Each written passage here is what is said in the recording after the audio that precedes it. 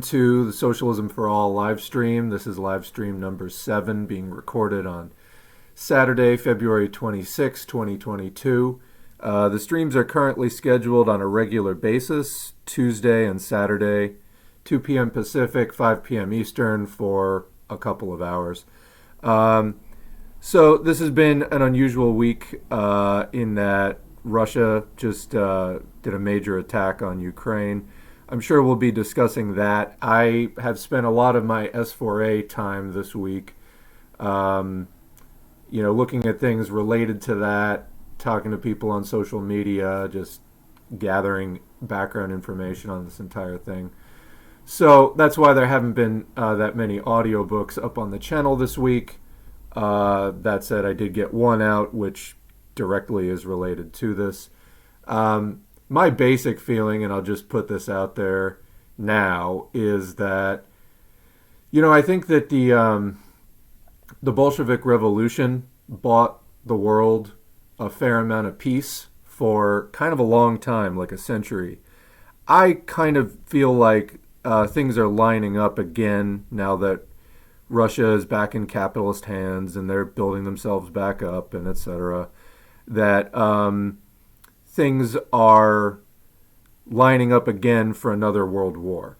I think that we had a long pause on that as large sectors of the world territory and economy fell under worker control, and it wasn't the same old story of capitalist intercompetition that it had been. I mean, whatever your criticisms of the USSR may be, they were not doing quite the same thing as, that's ridiculous. I can't even say that. They weren't doing anything remotely similar. I mean, even critics will mostly acknowledge that. They weren't doing things the same way that the imperialist Western European countries were doing. So I think, though, that it's possible that the sort of after effects of that peace has subsided, and my real concern is that things are lining up again for another, major world war between imperialist powers.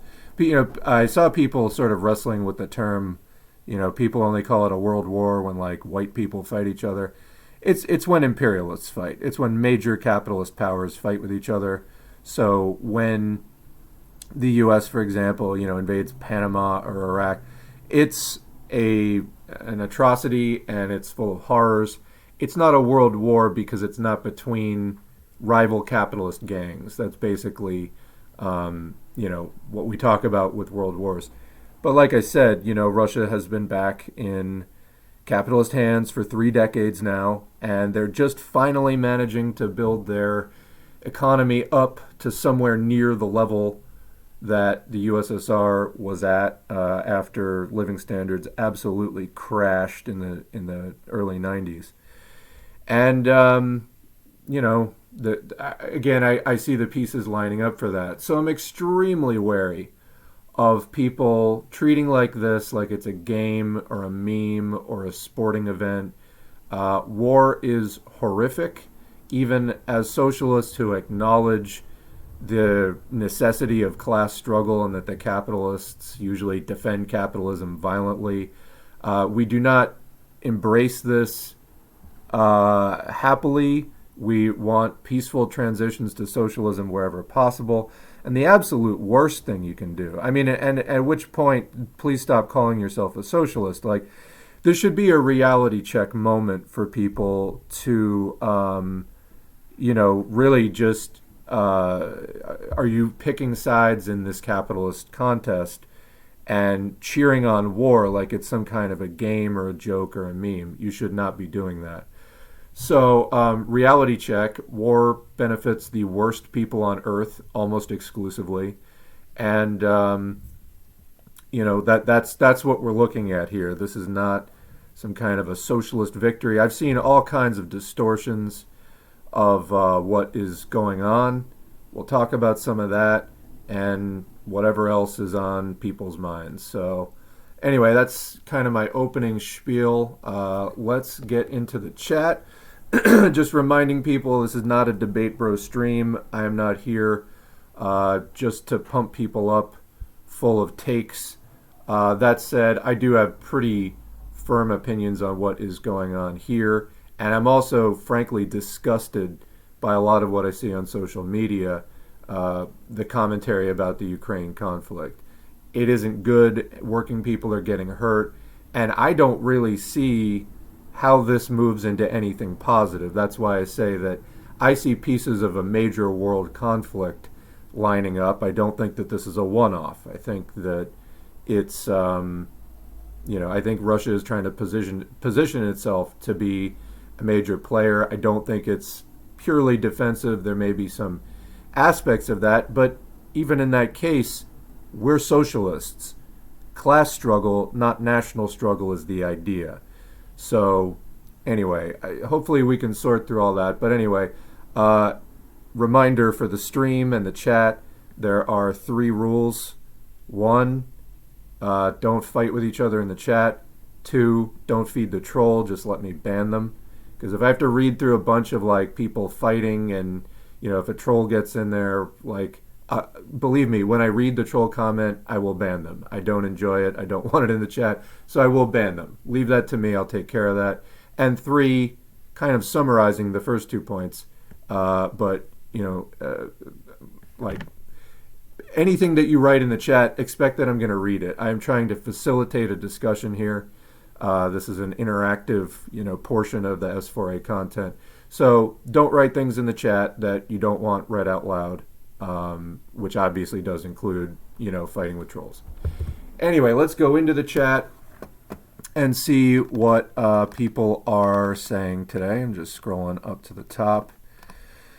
So, hey, Tyler B., how's it going? And Dan and Dirk Richter, Health Revolt, hey. And who else is here? We got David, he's here. Sorry, that the screen name is D. David, and I tried to read that as like a stutter comically, and then it turned into an actual stutter. David is here. Anyway, D. David is here. Hydrophobic says hi. Hi, Hydrophobic. Incy84. Hello, Paul Connolly. Salt Plastic is here. And Dirk Richter says, who all has been studying revolutionary defeatism this week? That was, of course, the sole audiobook I put up on the channel.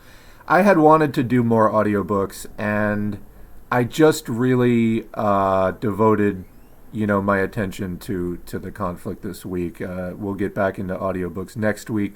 It's just what I had picked out for audiobooks. I didn't feel like I could just sort of like switch gears off of what's going on and get into those audiobooks instead, because I didn't really think that they were I thought it took away too much from the topic that I wanted to focus on, which was what's going on between Russia, Ukraine, and possibly NATO. So what else we have?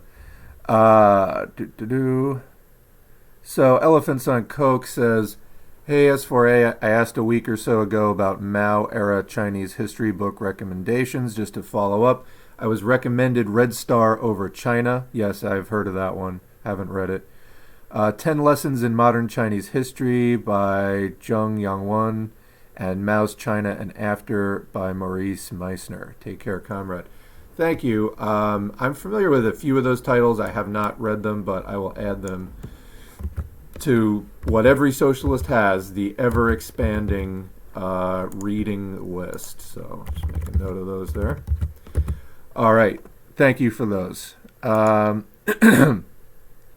Gengara says, Pat Socks have revealed themselves as warmongers. Yeah, so that's part of what's been going on for me the last few days is, so I'm a guy who wanted to do more reading of Marx and Lenin and etc. And I was also looking for more of an actually socialist, far left alternative to like secular talk and TYT and that kind of crap. And so I started this channel where basically doing both of those things was basically the point. This whole like Pat Sock thing, I kind of knew it as the Libertarian Green Alliance, which was a tendency that I saw in, quote, third party U.S. politics for a while, and I thought that it was a major mistake because it's class collaboration in a way that is just opportunistic.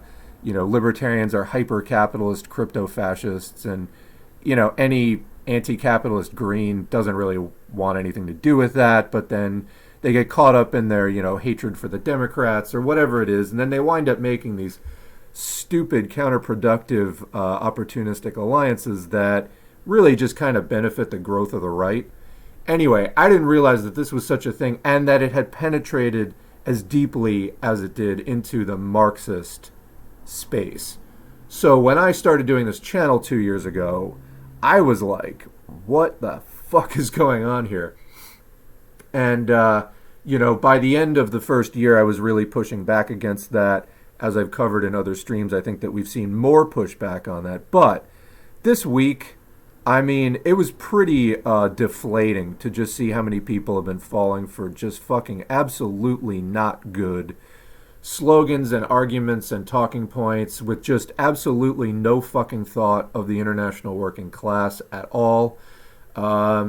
Really, it's like, I guess what I was saying before is, going out and deciding to do this channel, like, hey, I'm a white guy in the United States, however, I know what's going on. Capitalism's never going to work. It's just going to keep creating atrocities and war and instability and all kinds of special oppression, racial oppression, gender and sex oppression, heterosexism, etc. That's what it's going to do, like, in perpetuity, and basically up until it destroys the Earth, which it now has the technological capacity to accomplish in a pretty short span of time and probably will do. So trying to do this in a deeply reactionary country like the United States, where the socialism will never work, and, communism has failed mantra, is runs pretty deep, that kind of mass hypnosis. For me, even just setting out here and doing this channel, it's committing a certain amount of time to it and getting personally involved in it. It's a tough thing. But the reality is, for me, I got exposed to Marxism, over 20 years ago, like in the late 90s, and it made sense. And, for a while I accepted that narrative of like, well, socialism might be dead for now, I don't know. But anyway, especially after 2008, it's clear capitalism's having more massive crises. Like, capitalism has not defied, Marx's explanations and has somehow figured out a way to work it out. No, of course not. So I was like, I can't get this out of my head. No matter what, this is what I'm coming back to. And I don't care if 5 people end up listening to this. I got to go do this. I got to go do it just because it's what I believe in. And that's where we are. But that said, running into the pat socks and the wanton opportunism that people just fucking get into, like alliances with fash or crypto fash, it's super fucking depressing regardless. And to me, like I said, it was very deflating this week. It's hard enough just like kind of doing this channel in and of itself, having any presence online as like a communist in 2022. It's difficult. And then, when there's a major test of a massive, world crisis or an event with the potential to become a truly global crisis erupts, involving the most militarily powerful and economically powerful forces, countries on the planet, erupts, and you see so many like self-avowed socialists just getting it so fucking wrong. It's like, not that I'm personally responsible for the entire socialist movement. I'm not, but I am somebody out here who's trying to, help shine a light, I guess, trying to do some education and whatever. And to see people just fucking failing so bad is really depressing. So, that's why this week I've kind of just been, I couldn't just go about business as usual doing audiobooks or maybe I'll respond to Kyle Kulinski. I was like, no, I got to dig in and like try to look at this from every angle so that, we can mount some kind of a counteroffensive in defense of, hey, remember revolutionary socialism? Remember that idea? Yeah, somebody's got to still carry that flag, and I'm determined. I'm not saying I'm the only one doing it, because I'm not, but I'm determined to be helping to hold up that banner. So I hope you all are as well. So, all right. Continuing there, that was a long response to that comment, but good comment. And yeah, so I mean, it's been one thing after another with the Pat Sox. It's, land back, it's this or that. Again, and I don't even think it's exclusively the Pat Sox this time. I think a lot of people are really struggling to find an orientation on this whole Russia-Ukraine situation. So again, I'll go into this in more depth a bit later on, but let's catch up with the chat. So David says, no to NATO, no to Russia, fight the rich, not their wars. Yes, that was something I had posted earlier this week. Why no to NATO? Because NATO is the literal worst. I mean, it's the imperialist bloc. And, I mean, there's something to be said for a certain amount of peace.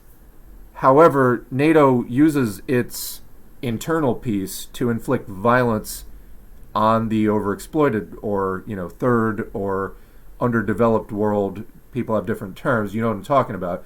They use that might to pick on smaller countries. So that's a problem. They're capitalist. They're imperialist. They are the literal worst as far as exploitation, class oppression. So no to them. Why also no to Russia?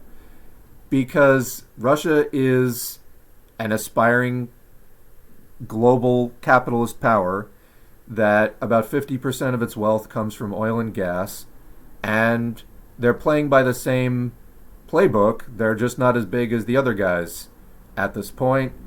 This isn't the national bourgeoisie of a colonized country fighting off some kind of a thing. This is, I would say, more akin to like a would-be czar trying to assert Russian territorial dominance across the entire region, trying to continue to prop itself up with fossil fuel sales and everything else. It's not, noble or, it's different in size from the influence of NATO. I wouldn't really say different in aspiration. I'm sure that people are going to take issue with that, but when we look a little bit more at the timeline and some of the interests involved, it's not defensible. And again, who are the working people of Russia making out in this? No, it's capitalism. So we want to end that. The dissolution of the Soviet Union was a complete disaster for working people, and what Putin and his people are building is not a suitable thing to replace that from the standpoint of socialism. More than that, where does Russia go from here? Again, I think that this sets up for more conflict, not less. But that's capitalism. It's greed. It's that kind of exploitative self-interest. And there's no real way out but violent clashes, hence why fucking world wars happen as soon as capitalism had really established itself and grown big. So I think that that's just happening again. So anyway, Kim Jong-chil's some interesting things happening the past few days, to say the least. So somebody else, Dirk Richter, recommended The Unknown Cultural Revolution by Dongping Han. Okay, not familiar with that as far as other China history books. Thank you for that.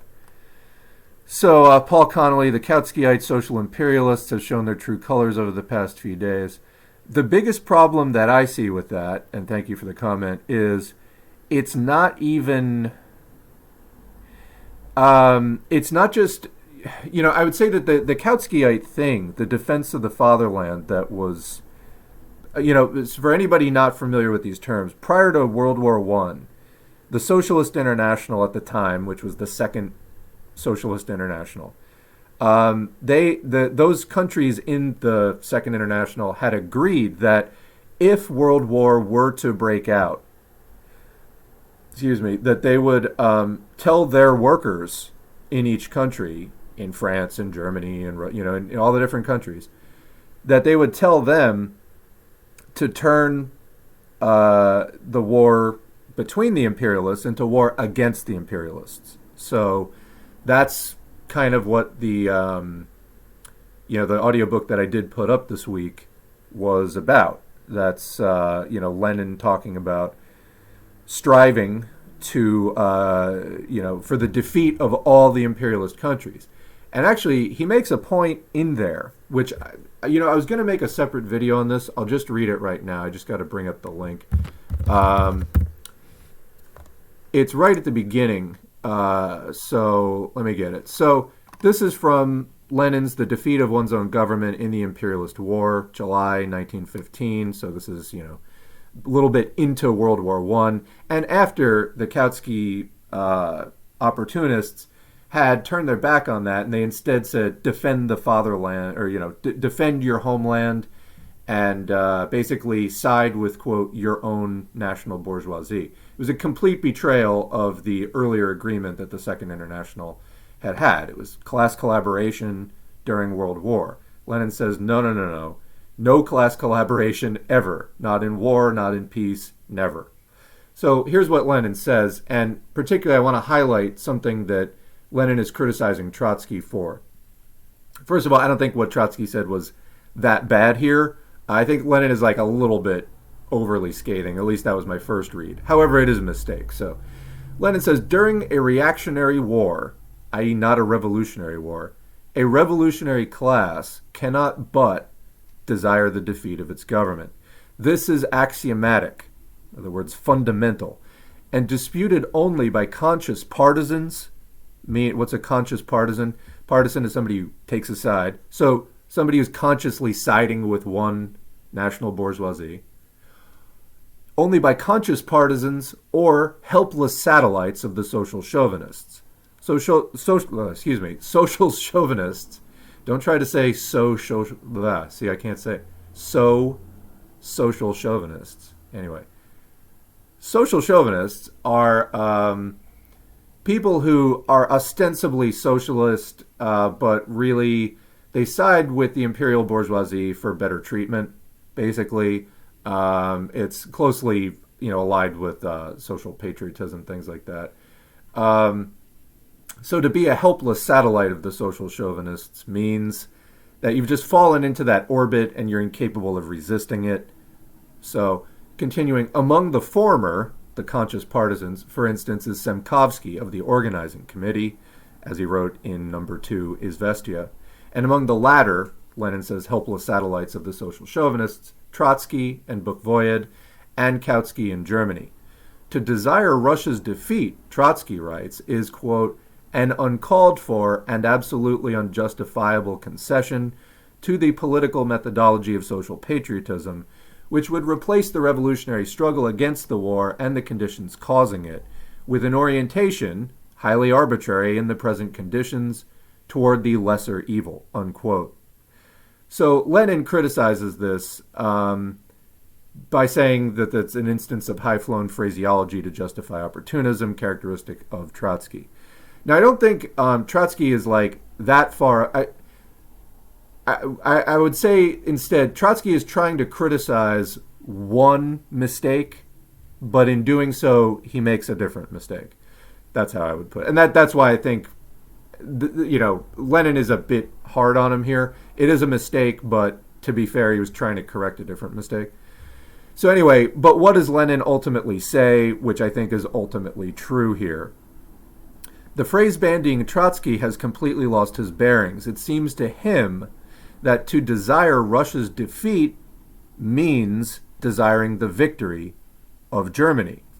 Skipping ahead a little bit, to help people who are unable to think for themselves, the Berne Resolution, this was in the Second International where they made some of these agreements, it is clear that in all imperialist countries, the proletariat must now desire the defeat of its own government. So, in other words, you're not trying to pick, Trotsky was saying, you don't want to pick lesser evils. Okay, that's correct, but he still doesn't really state it correctly outright, which Lenin picks it up and does do. Says, no, just let's be clear. It's defeat all around. That's what we're looking for. Not picking a lesser evil, defeat all around.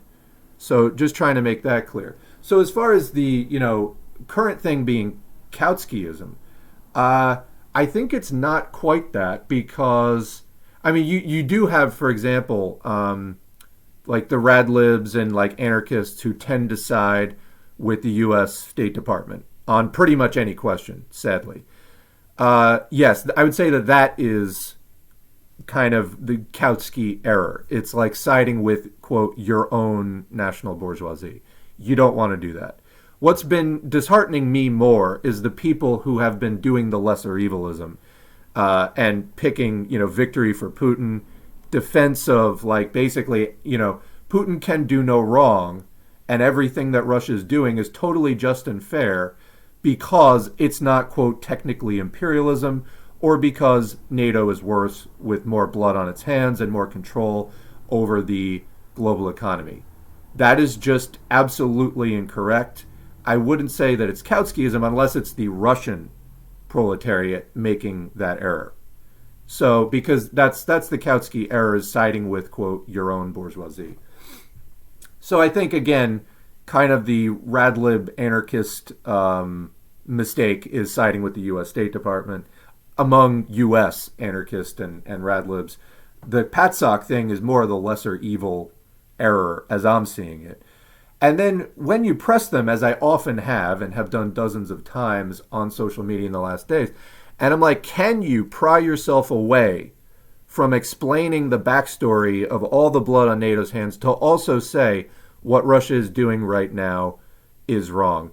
And I get a lot of resistance on that. And it's just, again, let's pull ourselves back.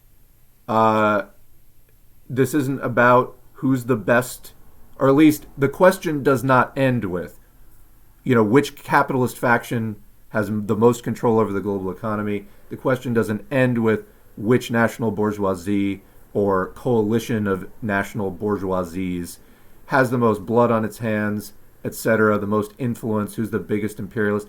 The question does not end there. We, as socialists, have to bring the question back to socialist revolution.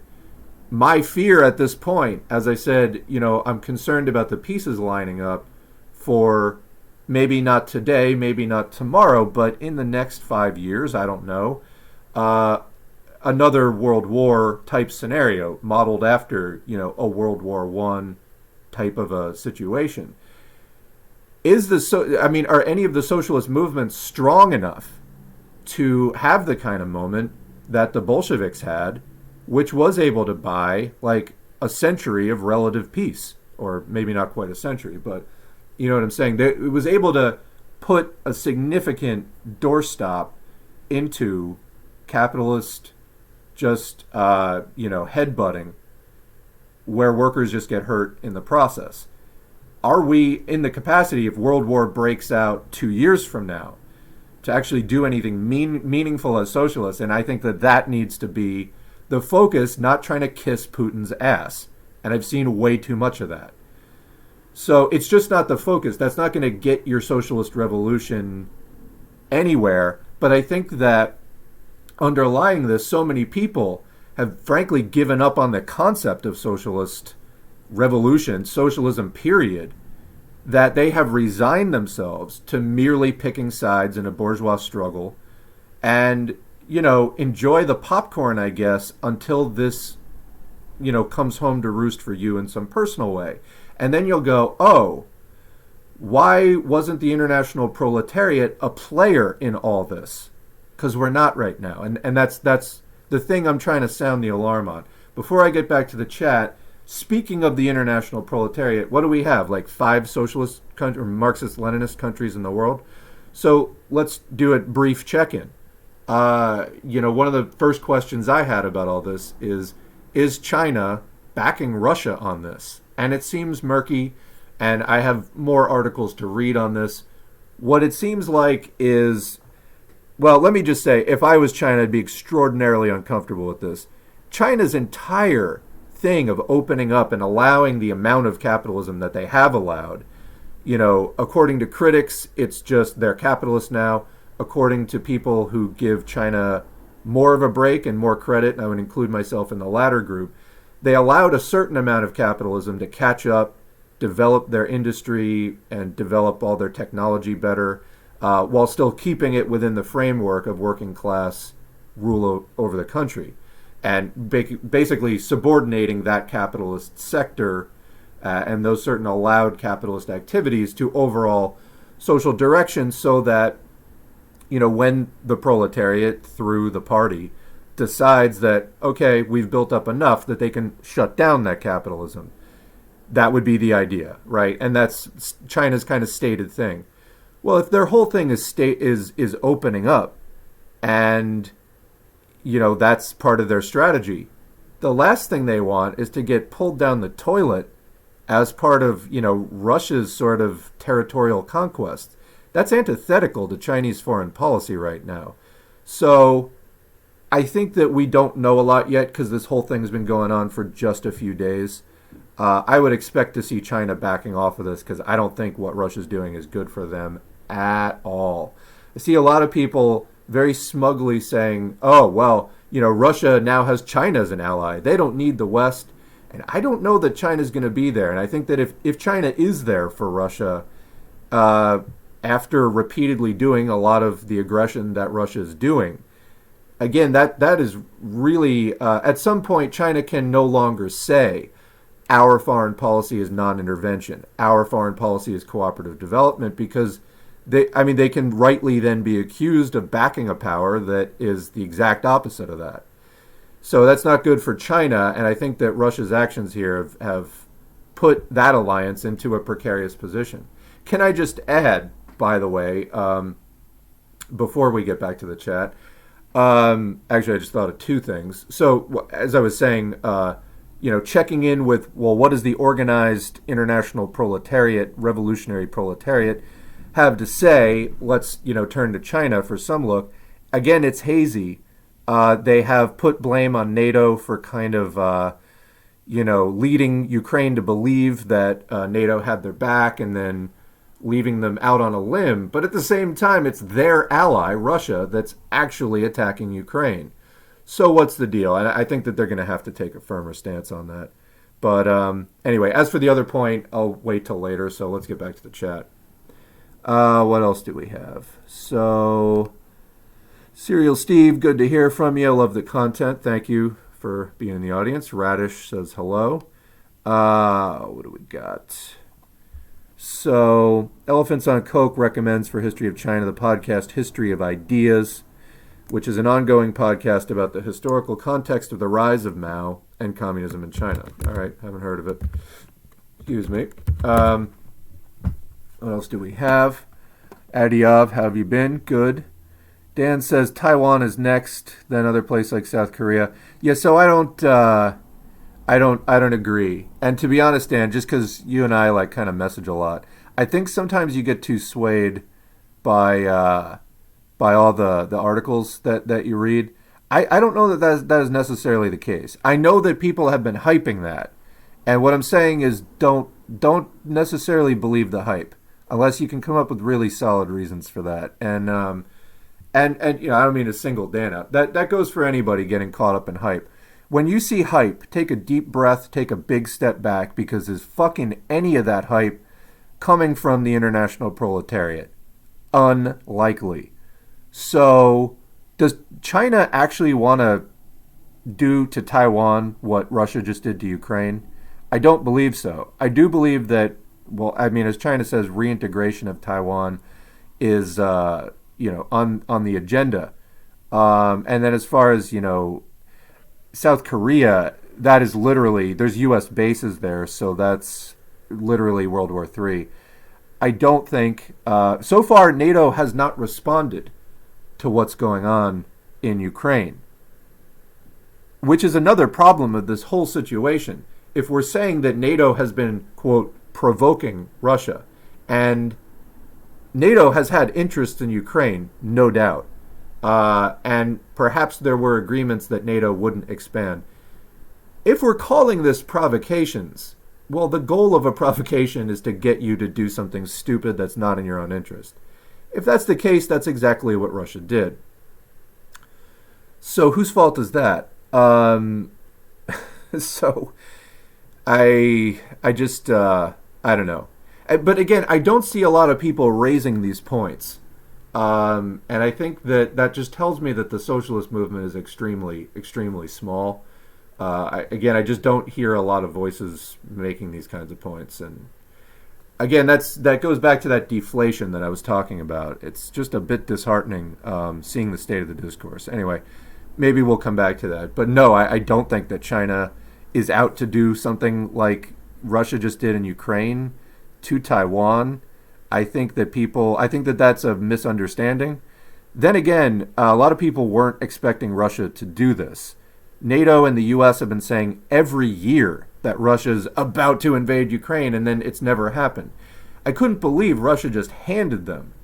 Like, congrats, you just made the U.S. look good to people who don't know anything about this conflict, which is a lot of people. You know, that's not a smart calculation. So anyway, let's see. Gengaros, World War III will happen soon. We need international defeatism to stop it. We need to build the fucking socialist movement. I mean, for fuck's sake. I don't think the international proletariat has been less organized at any point in the last 100 years. Excuse me. So that's what I have to say to that. Paul Connolly says there's a good article. Excuse me, my voice is kind of going. I got to take a sip for a second. Got a smoothie here. They help sustain me between, between meals here, sitting for the stream. Okay. Hopefully that's a little better. Paul Connolly, there's a good article on the Espresso Stalinist website that explains how modern Russia is imperialist according to Lenin's criteria. Yeah, so, you can... I hate this question because I think it's fundamentally not looking at the overall timeline of the last 20 years and extrapolating to the next 20 years. To me, it's fundamentally this question is rooted more in apologetics for Putin's nationalistic territorial ambitions than it is actually trying to elucidate like anything for the socialist movement as a whole. I see it as basically Russian PR, and so you can do it either way. This is the first mention of somebody who is saying that they are imperialist according to Lenin's criteria. I know that there's a few people saying that ultimately I think this is partly just the wrong question. People need to stop with the kind of brain dead, just dogmatic takes on this. Is another world war shaping up, yes or no? Because if it is, it doesn't matter who's technically imperialist now. It doesn't matter how much capital Russia has exported. It doesn't matter.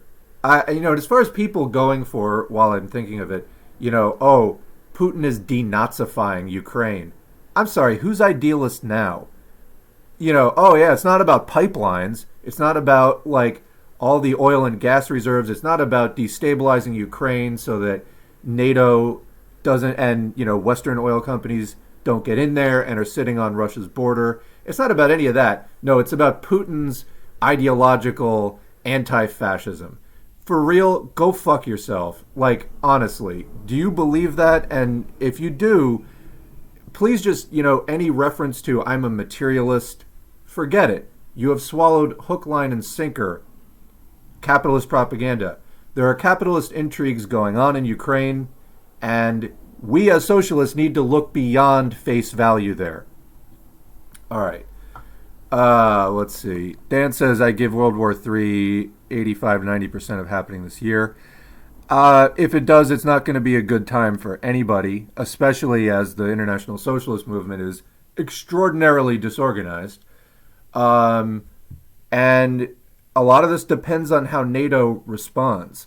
So we can look back to, for example, 2008, very similar situation, the Russo-Georgian War, where you had a couple of breakaway territories that had a lot of ethnically Russian-speaking people.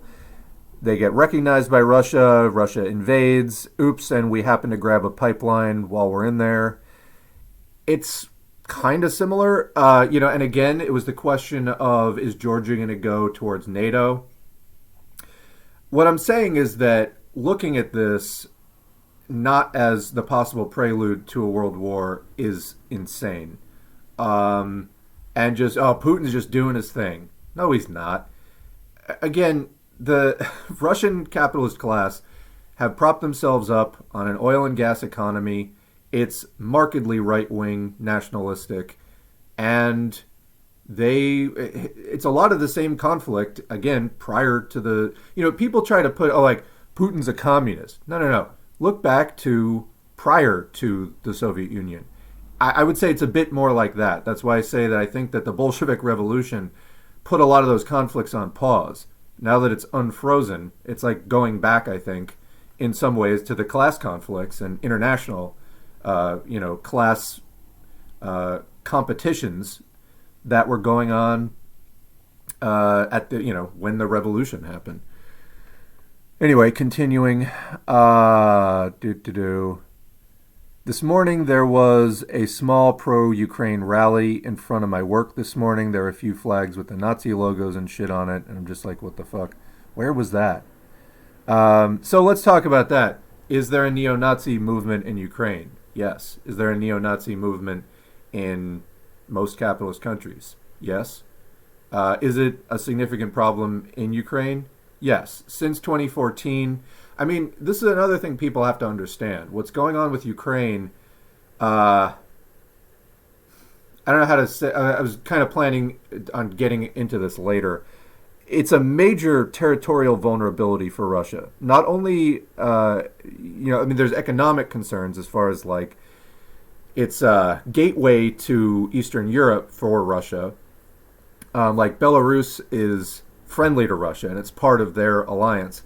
But Ukraine is this huge, vulnerability. It's like a hole in the fence as far as Russia's border is concerned. And it kind of makes Belarus like a projecting vulnerability because it's surrounded on three sides by Ukraine and then other countries to the west and north.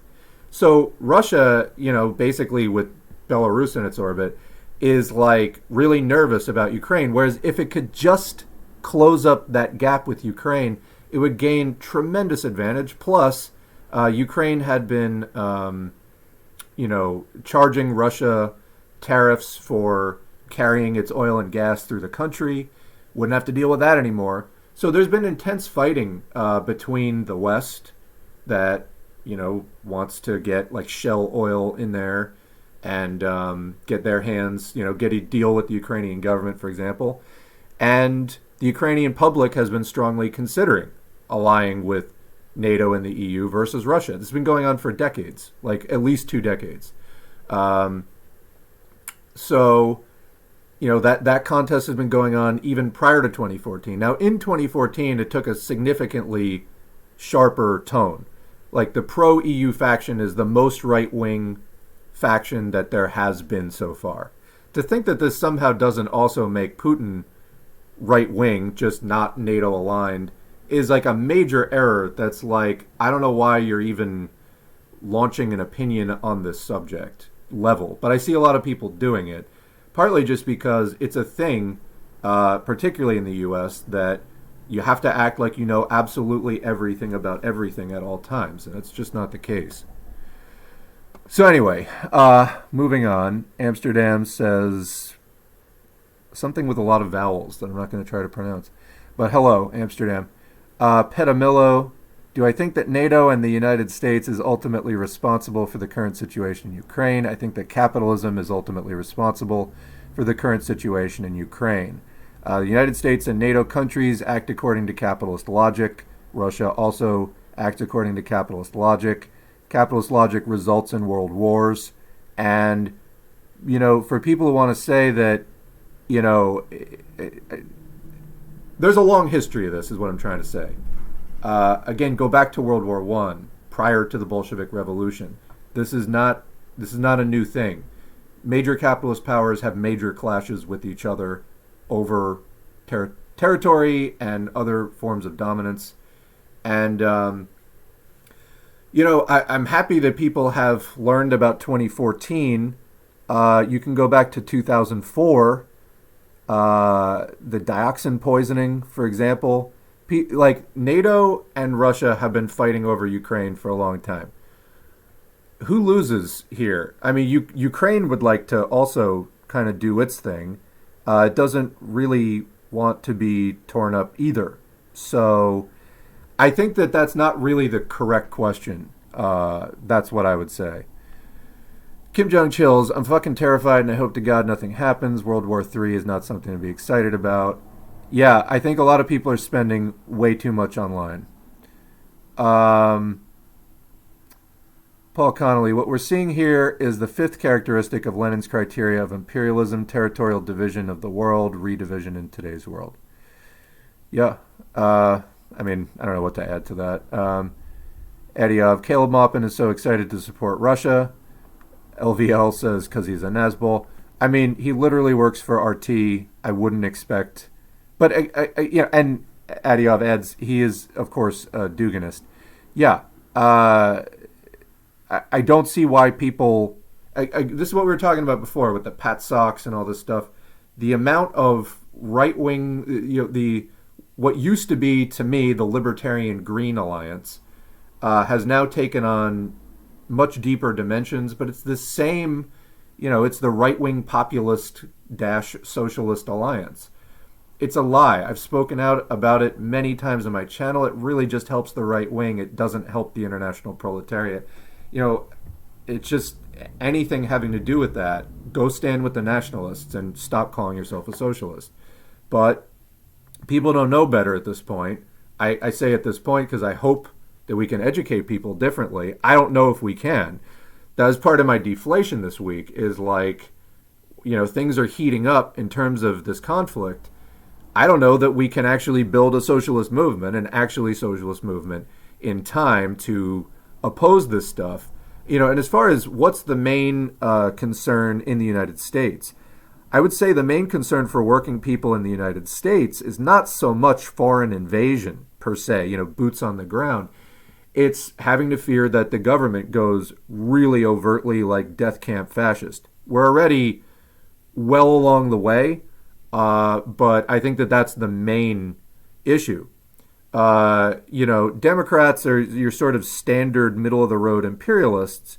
Meanwhile, there is a far right growing and growing.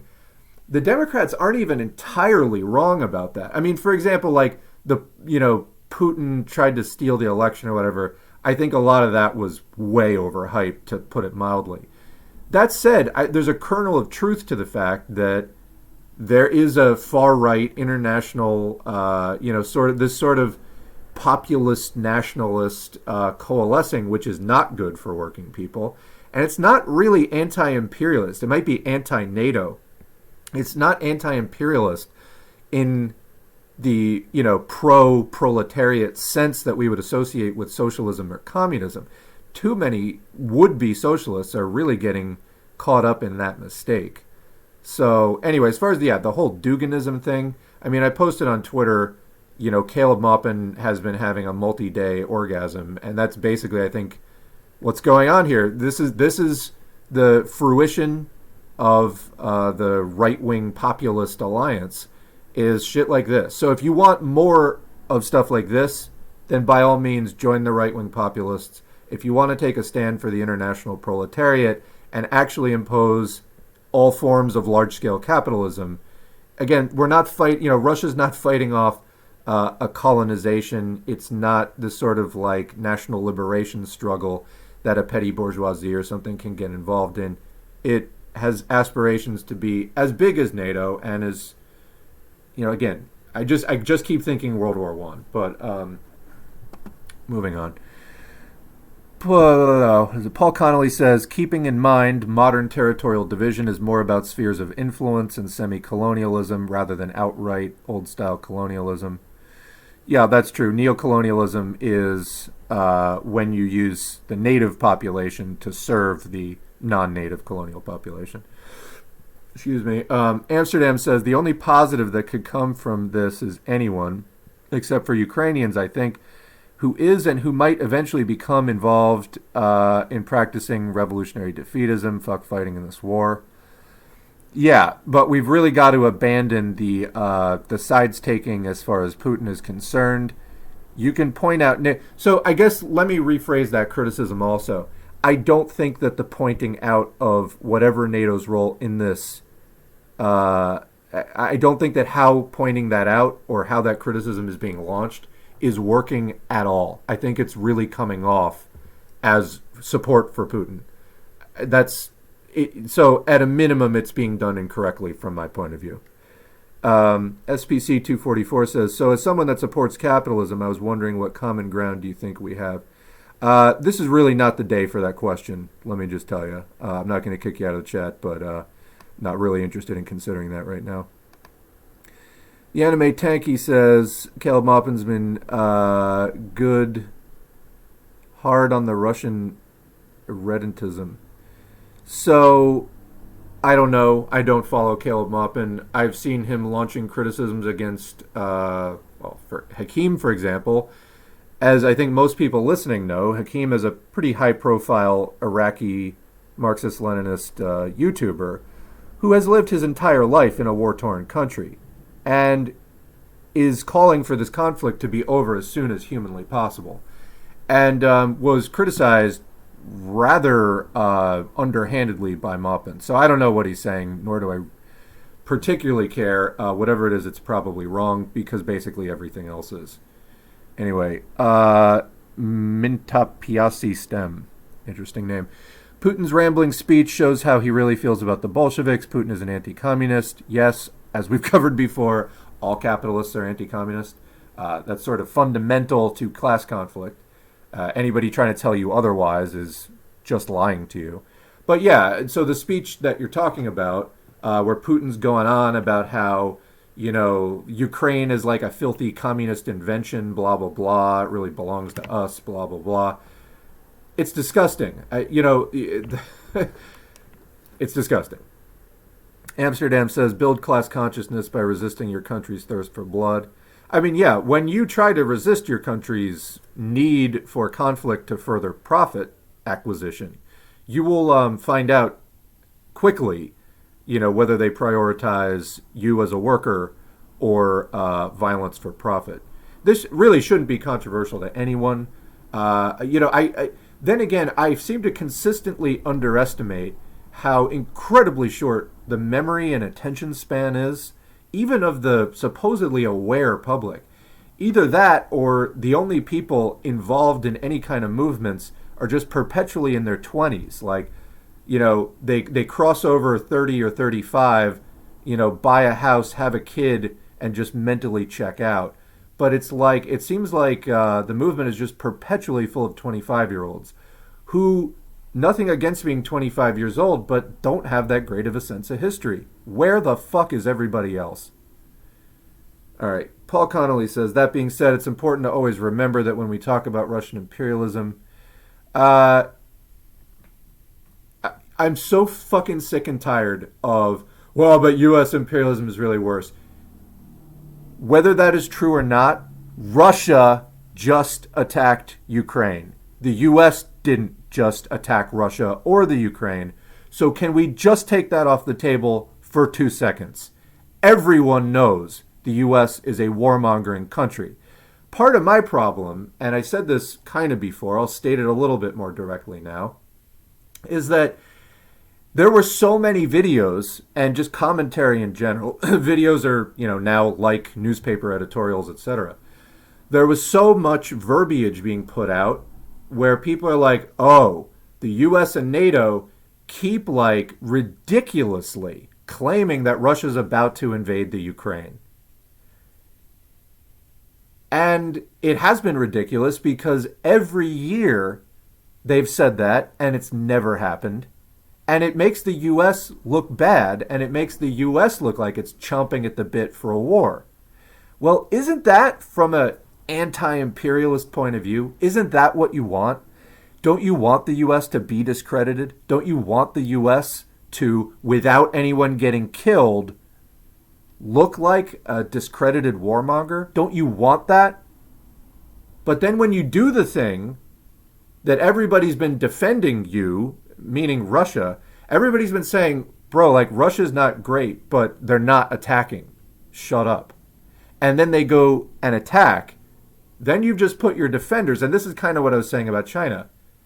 You just put everybody who's been defending you against the U.S. and against U.S. lies in a really bad position, thereby arguably losing the support, which again, let's remember, we're socialists, not trying to pick a national bourgeoisie as the final end goal. All right. Tanky Hoosier, can we talk about the 2014 coup in Ukraine to put in a Western-friendly Western-supporting government and the funding by the CIA of the Azov Battalion? So again, everyone else in the world is talking about this that considers themselves on the left. I don't think it needs to be. What I'm trying to do is fill in what I'm not seeing being discussed. As I mentioned before, the fighting over Ukraine has been going on for a long time, and yes, in 2014, there was a sharp turn to the right as far as the pro-EU faction. Let me just add, though, polls, like public opinion polls in Ukraine, are recently, like December 2021, just a couple of months ago, about 60% of people in Ukraine want to join the EU or NATO rather than Russia. So you could say a slim majority, but a majority of the country has been leaning towards Europe rather than towards Russia. I mean, and why would you lean towards Russia? In the sense of, from a sort of capitalist mindset, like if you're not, as many people are not, pushing for a socialist revolution or whatever, you just want whichever country is going to give you the better capitalist deal. Well, the problem with the EU, as we know, and the IMF loans and things like that, is they often come with like horribly nasty terms attached to them. And this is one of the reasons why Ukraine has not signed up with EU and NATO previously, is because it's hard to actually get a good deal out of them. It tends to be very exploitative. So, but that said, it's not like a fair fight either. It's not an even contest. There's a lot of intrigue. I mentioned the dioxin poisoning of the pro-EU guy back in 2004. So like I said, it's been going on for a while. Like I said, I'm glad people are finding out about 2014. This is one layer of the conflict. Again, maybe look at 2008, what happened between Russia and Georgia, because I don't think it's going to stop here. And again, I think that this is the setup to a much larger conflict that is a much greater concern to the international proletariat and than specifically what's happening in Ukraine this moment. So I think that the focus on that is very foolish.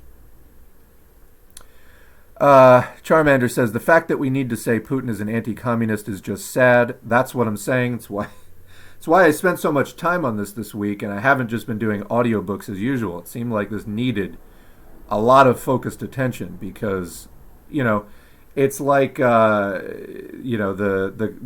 math class takes the midterm and everybody gets like a 25. It's not real. It's pretty concerning.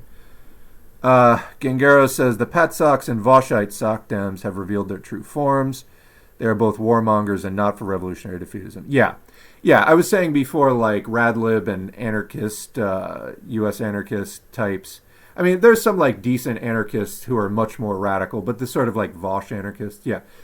Patsoks and Voshites, they're making those two different mistakes that neither one of which is revolutionary defeatism. One is picking, well, they're sort of both picking lesser evilism. So, yeah, anyway. Continuing, what do we have?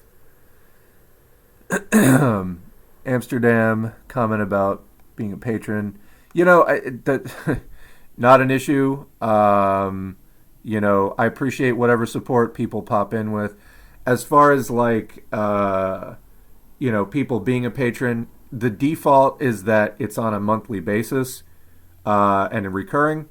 It also bills you when you sign up, though. So if you just want to make a one-time contribution, just sign up for the Patreon once. It'll bill you, and then you can cancel it. And you won't get billed again. That said, I mean, it's nice when people leave it on the running setting. That way I kind of have a sense of like how much focus to put on this from month to month. It's just nice to have that sustained support. But that said, I mean, there's always people who pop in and out. It's not a big deal. Like, I don't have a lot of money to support other people right now, so I know how it is. Like, even if you like dropped in $10, like I know that, you know, $10 can be kind of like a significant proportion of people's like disposable income when you're a working person on like 10 or $12 an hour. So much appreciated. I really, you know, I don't run ads and shit like that. All of my support comes through the Patreon. So, you know, if you drop in $5, I appreciate it. I don't think it's nothing at all. I think it's really cool that people are pitching in at all. It's nice to know people care about this enough that they're willing to like support it with some funds as well as their subscription and whatever. The subscription, of course, being free. So anyway, thank you, Amsterdam, and I see your patron name there. Petamillo, do I think that... did I... Okay, I think I read that comment already. Charmander, I'm worried this move by Russia will lead to NATO expansion. So let's talk about this. Again, I think at best Russia just handed probably NATO what they wanted. Because in other words, if we're trying to actually be anti-imperialist, does like flattening Ukraine factor in that? Let's say the international proletariat was in charge here and not Putin's ultra-nationalist bourgeoisie. Would the international proletariat have gone in there and done missile strikes in Ukraine? I don't think so. So ask yourself that question. Like, as far as is this a move even remotely supportable? But again, why isn't it the move that the international proletariat would do? Because it's not the international proletariat. And what do we know about the interests of the proletariat and the bourgeoisie? Diametrically opposed, fundamentally contradicted. So as far as the move by Russia leading to NATO expansion, NATO feels that they rule the world. They're going to do what they want. For us as anti-imperialists, we have to understand that and not like pretend not to know what the logic is here. That's literally the point of reading Marx and Lenin and Engels and everything, to understand how capitalists work and to outsmart them. That's not what I see happening in this case. So will Russia's move lead to NATO expansion? Again, NATO has their plans. They're trying to dominate the world through capitalism. Again, I don't think that it's really a setback for NATO. What do we know about capitalists? They're willing to have world wars to settle their disputes. They're willing to send tens of millions of us off to die to settle their disputes.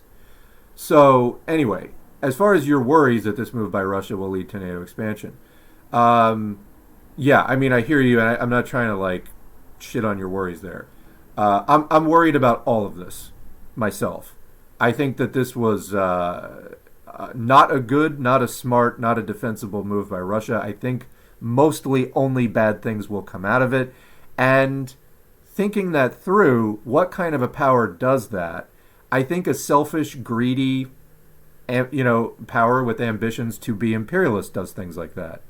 So, again, like I said, when the international proletariat commands, revolutionary proletariat of a nation in concert with other proletarian, class-conscious proletarians around the world, when they take national infrastructure and make moves, they don't just, act in these sort of blindly greedy ways. That's what I see out of this move by Russia. So, as far as it leading to NATO expansion, I mean, does NATO like challenges? No. So, I think it's not going to lead to peace, let's put it that way.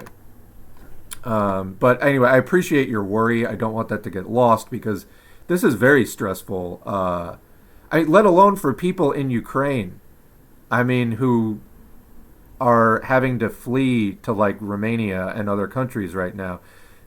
Many people just having to leave all their shit behind and hope that it's still there when they get back.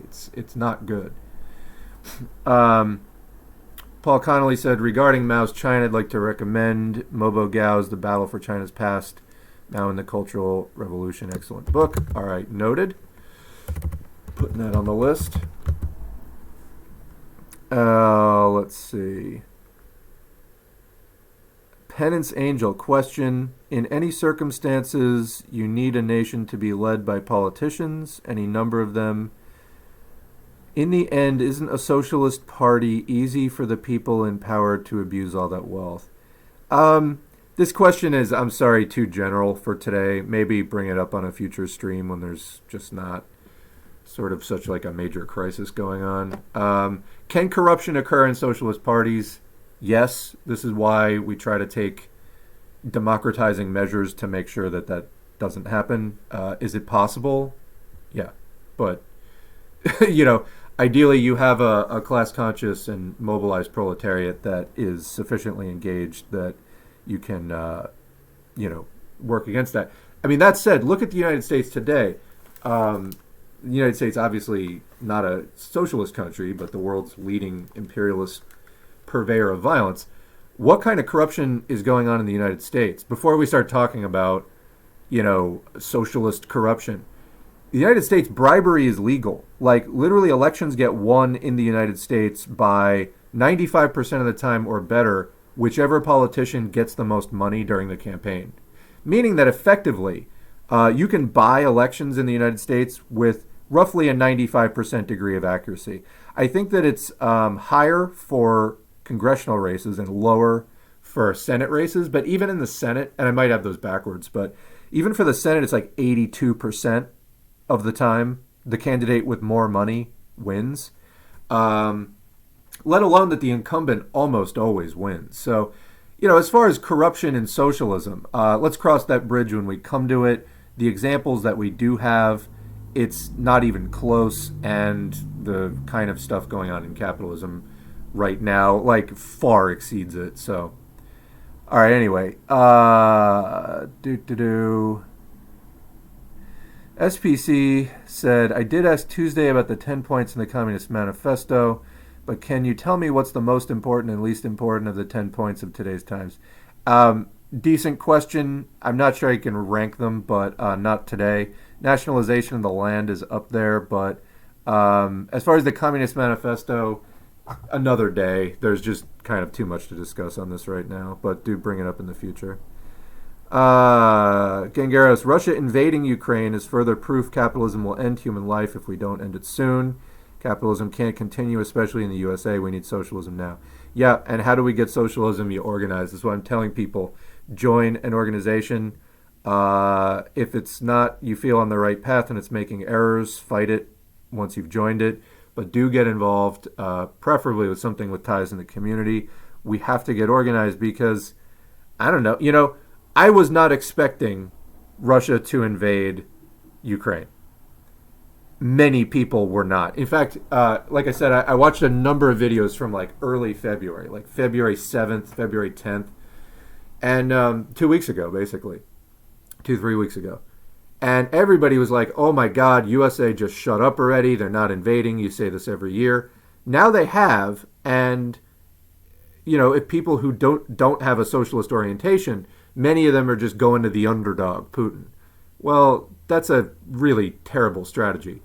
And I think it's somewhat of a dividing line between socialists and not. But yes, we have to get organized because, like I said, the Bolsheviks, the socialist movement, that was a player in World War I. Lenin's whole thing about turning an imperialist war into a war against the imperialists, that's only possible with an organized proletariat. I think that what I do plan to do next on the channel, I had planned to do some things on nationalism and nationality. Those have to get pushed further back. I've said before, I always have a reading list of like topics I'm trying to cover, and then current events come up, and it's like you got to pivot to those, and I've only got so many hours in the week to allot to this. So anyway, I think it's time that we read more history of how were the Soviets set up after the 1905 revolution in Russia, because for fuck's sake, like, we can't just keep hanging out with like social media snark. It's really not cutting it. Dirk Richter, I hate how mobile app Twitch wipes the chat every time you leave it alone to check something. Good to know. I'm kind of new to Twitch, and yeah. Potted rodent. Yeah, noted. Kim Jong chills. Anyone else see the breakthrough news collab with Empire Files? I saw it pop up. I haven't had time to watch it yet. Let's see. Defro Kokil says, "Hi, I was thinking of a hypothetical. How would society and capitalism change if minimally necessary food production would be automated to a point where it would be completely free, like AI plus hydroponics or whatever, doesn't matter how. Just how would it change everything, or if anything?" So, okay, good question. I think that the thing you need to understand about capitalism is it seeks profits wherever it possibly can. So no matter what the labor costs are, they still try to get profit out of it. So how would capitalism change if food production became automated to where there were negligible labor costs? First of all, it's never going to be completely free because there's always going to be the cost of maintenance, and you at least need workers to fix leaks and things like that. But yeah, so I mean, automation has been going on for a very long time. We now are in the age of super high tech, like artificial intelligence. But even prior to that, a lot of things that were done by hand in the 19th century were done by some kind of automated process in the 20th century. So this has been going on and on. Productivity has been going up and up in relation to the amount of labor time that needs to be spent to produce X amount of a commodity, So that's been going down and down forever. Capitalism still seeks profits. So, so how would it change everything? This kind of just hits on a question of how does capitalism deal with this generally? And I'll leave it there for now. Maybe we'll come back in the future. Paul Connolly, good point. The ruling class of Russia is not the national bourgeoisie. This is not a national liberation struggle. Red Wizard, I think the main thing we need is for the U.S. and Russia to have serious détente to prevent this aggression, and NATO has to be rolled back as well.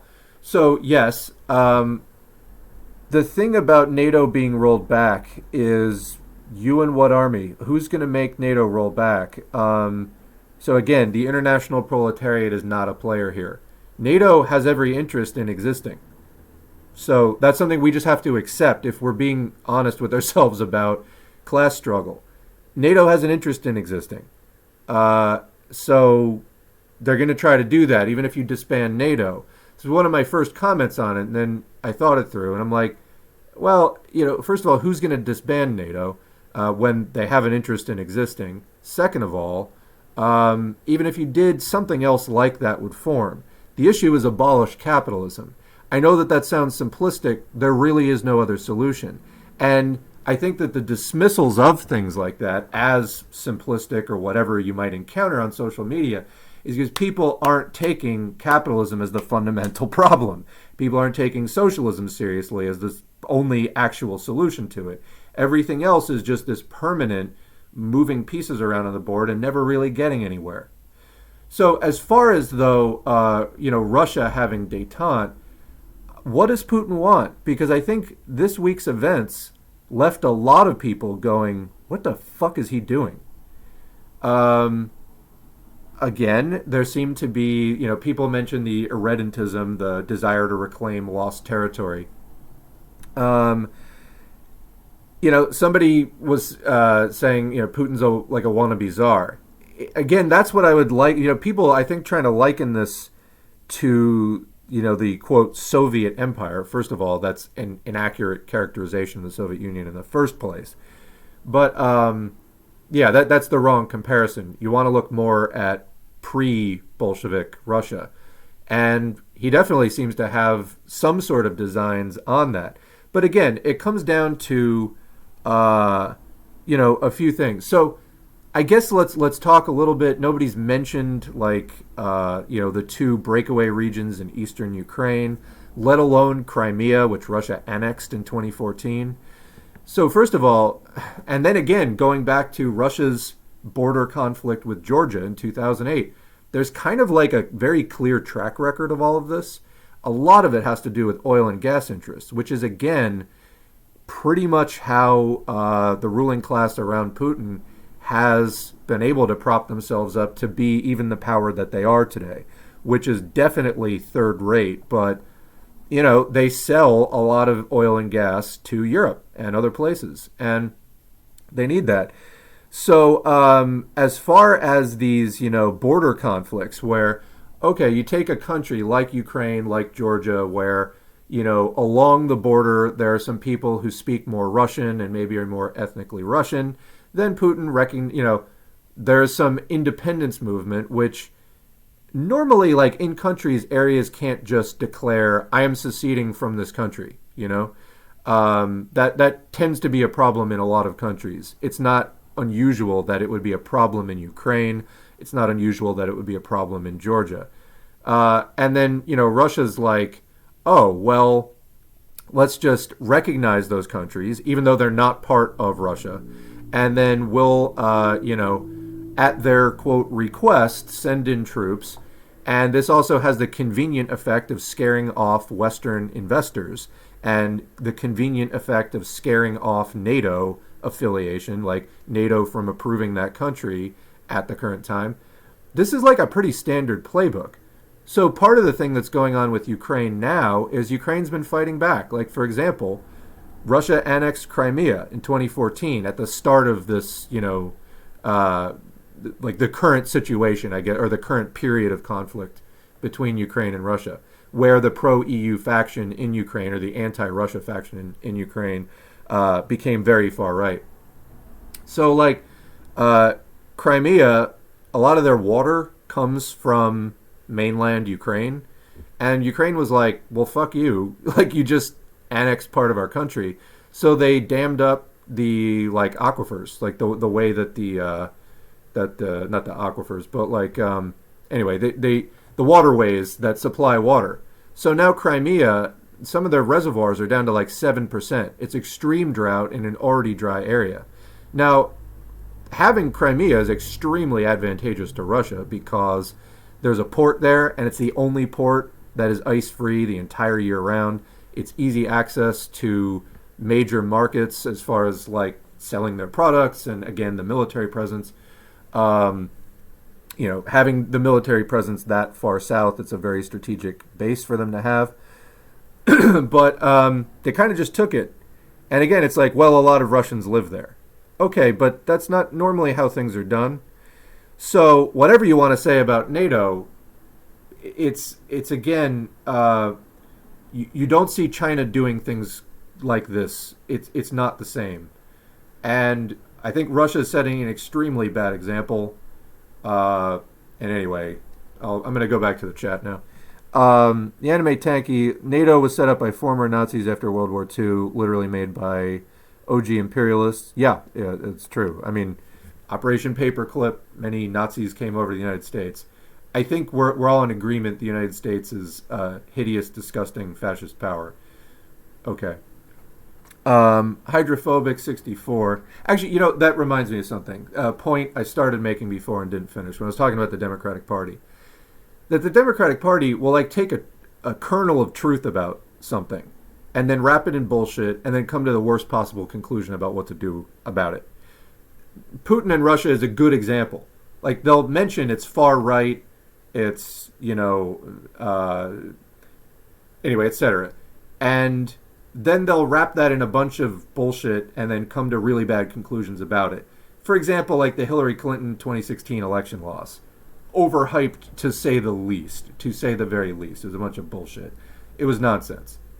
But, for example, the Democratic Party looking at the Republican Party and saying, hey, this is a far-right party that's verging on fascism, has many fascist characteristics. It's of severe concern. January 6th was of concern. Yeah, like, that's not untrue. The problem is they're not doing anything about it because they're also center-right to right-wing themselves. So it's still a problem for the working class. It's not like everything the Democratic Party says is automatically wrong. Because, again, they're trying to co-opt proletarian talking points to maintain some kind of a working class base. But they're never going to come to, like, correct conclusions about it as far as, like, translating it into action, because they are imperialists themselves. So this is, like, some of the thing is that I see in lieu of analysis. It's just opposite day for a lot of people. Like anything that the Democrats say, the opposite is true. And I'm sorry, but that's contrarian. You're just substituting a formula for critical thought. You cannot do that. You have to understand that, parties like the Democrats that maintain some sort of liberal cover for imperialism, they will try to co-opt some version of reality, only then spin it and neutralize it in a way that, it can't be dealt with intelligently. But it doesn't mean everything that they say is automatically wrong to the core. So then you get people like, oh, well, Democrats say 1/6 was bad, therefore 1/6 was good, actually. No, that you just demonstrated your inability to think for yourself and to look beyond capitalist intrigue and cover-up. I had to take another sip here as my throat gets dry.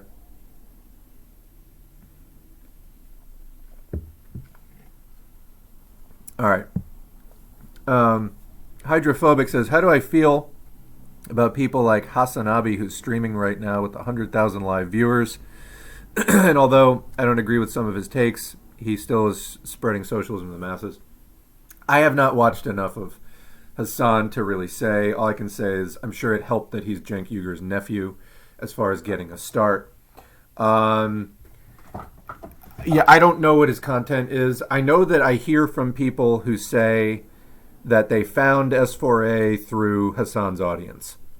Therefore, assuming that anything I am doing is even remotely beneficial, then there is some kind of pipeline within the Hassan audience to something useful. I just don't know what percentage it is, and I don't know on the whole if it's doing more harm than good.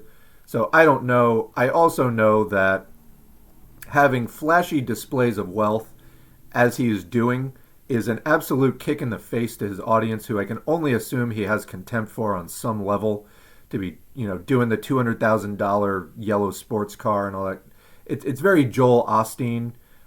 It's at best extraordinarily, unbelievably tacky and in poor taste, given the overall situation in the country, particularly of his viewers. It's very deeply unserious as far as some sort of commitment to fucking revolution. Like, you spent your money on a fucking luxury car or a $3 million house. That's just wrong. So that's my take on that. As far as what all exactly he's doing beyond that. But see, that's kind of the point. When people criticize stuff like that, I have never listened to his show beyond one clip that I criticized on my thing, but I know all about the house and car thing. So you got to realize, that's what people see and hear. So, it matters. Anyway. And no, it's not the Bernie Sanders where you're a senator and you have a house in Washington and a house in Vermont. That's not the same. The guy's been a senator for 30 years. He's not a 20-something streamer who's milking his audience. It's just not the same. Different standards, I guess. Different standards. Anyway. Gengaros, communists in Russia and Ukraine must demand revolutionary defeatism on both sides in establishing socialism in their countries. So, that's just a communist stance. Now, as far as communists in Russia, I'm not a real historian of the post-Soviet Communist Party of the Russian Federation. However, I did read the statement put out by them on this, and it sounded exactly like Putin. It sounded like what Putin was saying to me. So it sounds like opportunism, sounds like tailism. I was not inspired by reading that.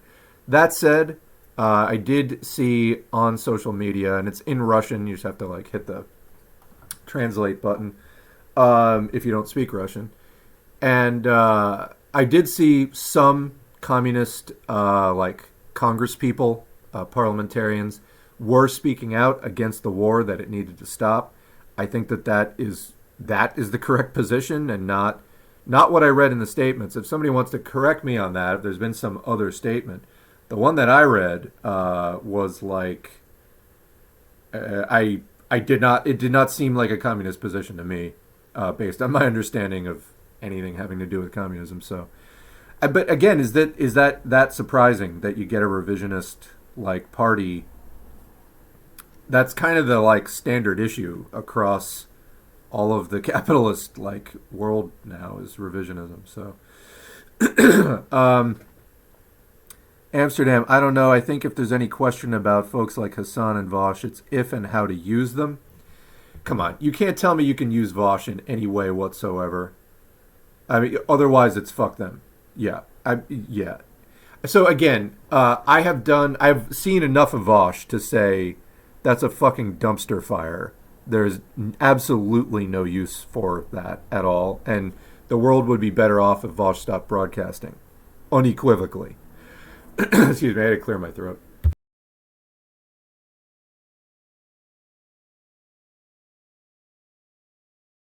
All right. Yeah, as far as Hassan, excuse me, it came out weird. As far as Hassan, like I said, I don't know because I haven't watched enough. Nor is it like a super big priority right now. Elephants on Coke says Vosh equals Kautsky. Yeah, I mean, honestly, when I did some of the Kautsky, Lenin talking about Kautsky audiobooks, it was specifically Vosh was coming to mind.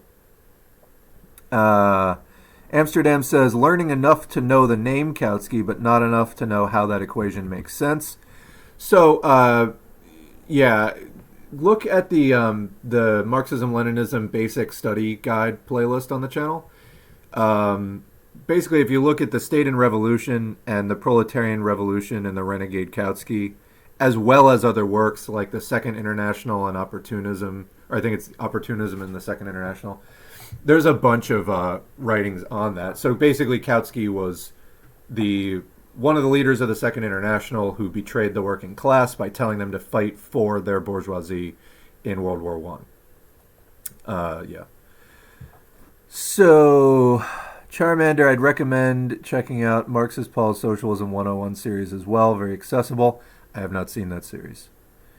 Potted Rodent says Vosh equals Radlib version of Ben Shapiro. I mean, yeah, like the whole debate bro thing, disgusting. Anyway, Adam Musk, do I think that there's a clear line where critique of Russia runs the risk of promoting U.S. imperialism in manufacturing consent? There's a part two to this question. Is there a clear line? Is the question. So I think the issue is less what happens in these situations. And I think it's more what happens in terms of people's education in the run-up to these situations. Because I think that when a situation like this breaks out, what happens is people fall back on the last idea that made sense to them. And then as far as people, and then once the conflict breaks out, everybody's out there screaming their point of view at the top of their lungs. Trying to change people's minds in that moment. I think some people might be receptive to it if they're not entirely satisfied with the position that they currently have. Like the last thing that made sense to them didn't make enough sense that they're totally wedded to it. Like they can't embrace the logic entirely. They still feel that there's contradictions and points of murkiness to it. So I think that there's holes for changing people's minds in that moment. I think by and large, you get organized during slow times so that when something like this breaks out, people, respond to it in the correct way. So I think that that's what we're seeing now. Like people who were predisposed to fall back on like Big Daddy U.S. government are doing that. I think that people who are predisposed to anything anti-West is better than the West are doing that. So I think that that's why having this conversation on an ongoing daily basis and bringing people around, doing the agitation, education, and organizing prior to a conflict, it's because once the conflict breaks out, everybody just sort of like, grabs at what's in their pockets as they run into the fray. If it's not already in their pockets, that. So as far as is there being a clear line where critique of Russia runs the risk of promoting U.S. imperialism and manufacturing consent?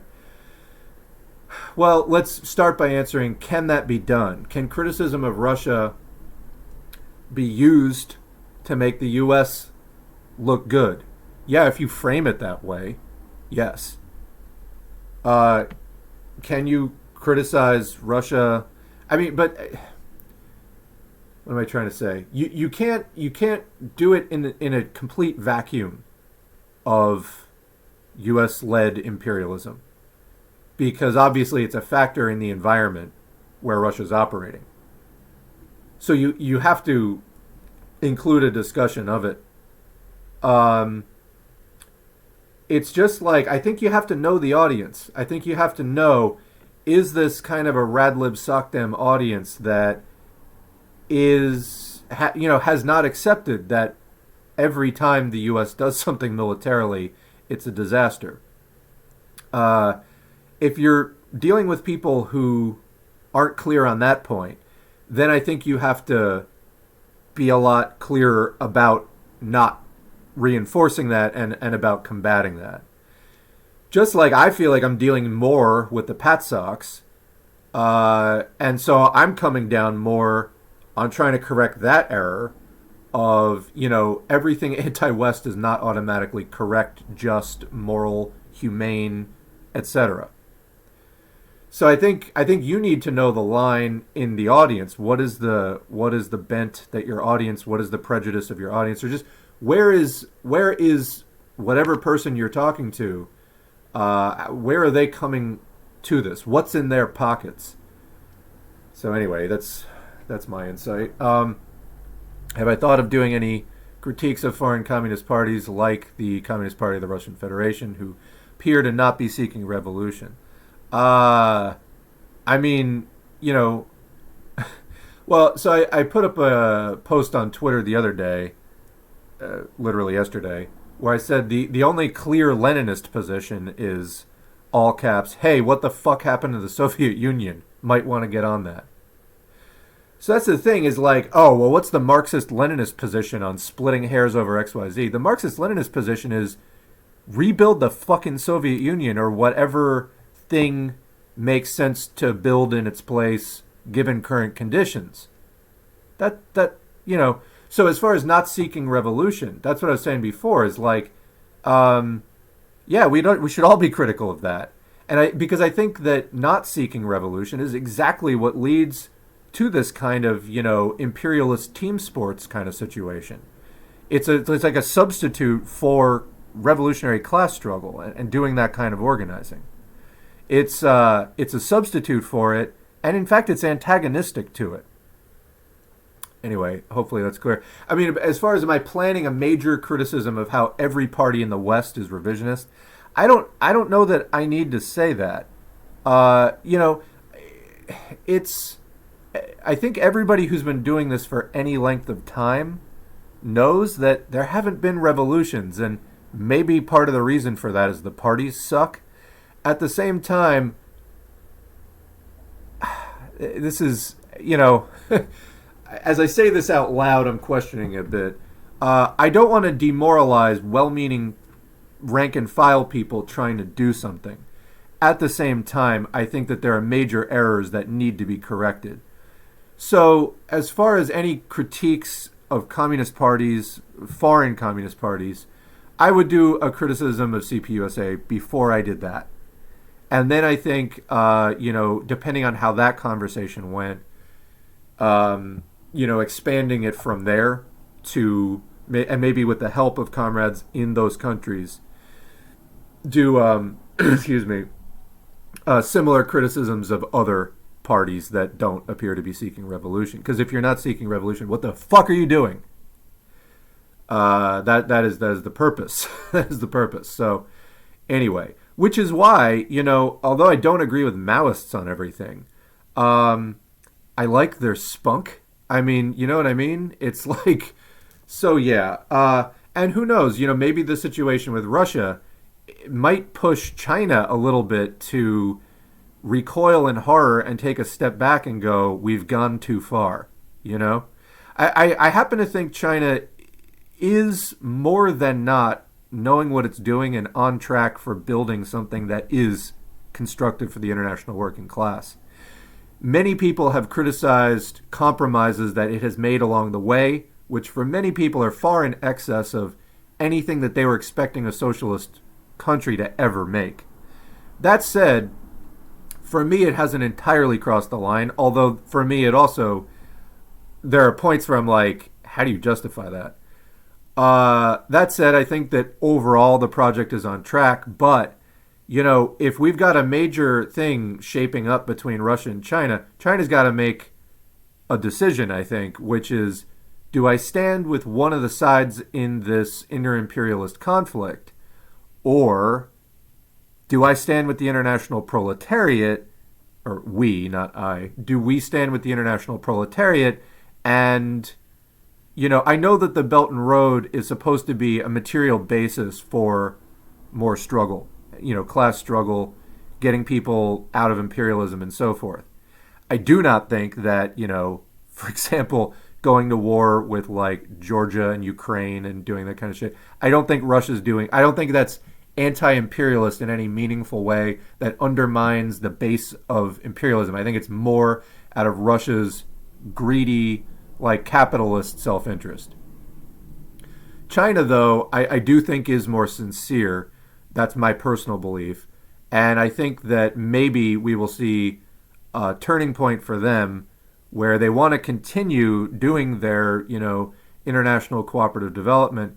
But I don't know, maybe it is time for, again, I can understand why they have not been more aggressive as far as, funding revolution in different countries, because honestly, like, now is sort of low tide as far as, socialist sentiment in the world goes. I think the tide is coming back in, though. I think, and maybe we'll see China making more contributions to that, because, I see, again, if China just keeps backing Russia, that I think is going to be arguably going further and further into just capitalist orbit at that point. So I kind of don't think that they're going to do that, though. So I continue to be optimistic and hopeful on that. Anyway, hopefully that answers the question. It's a good question.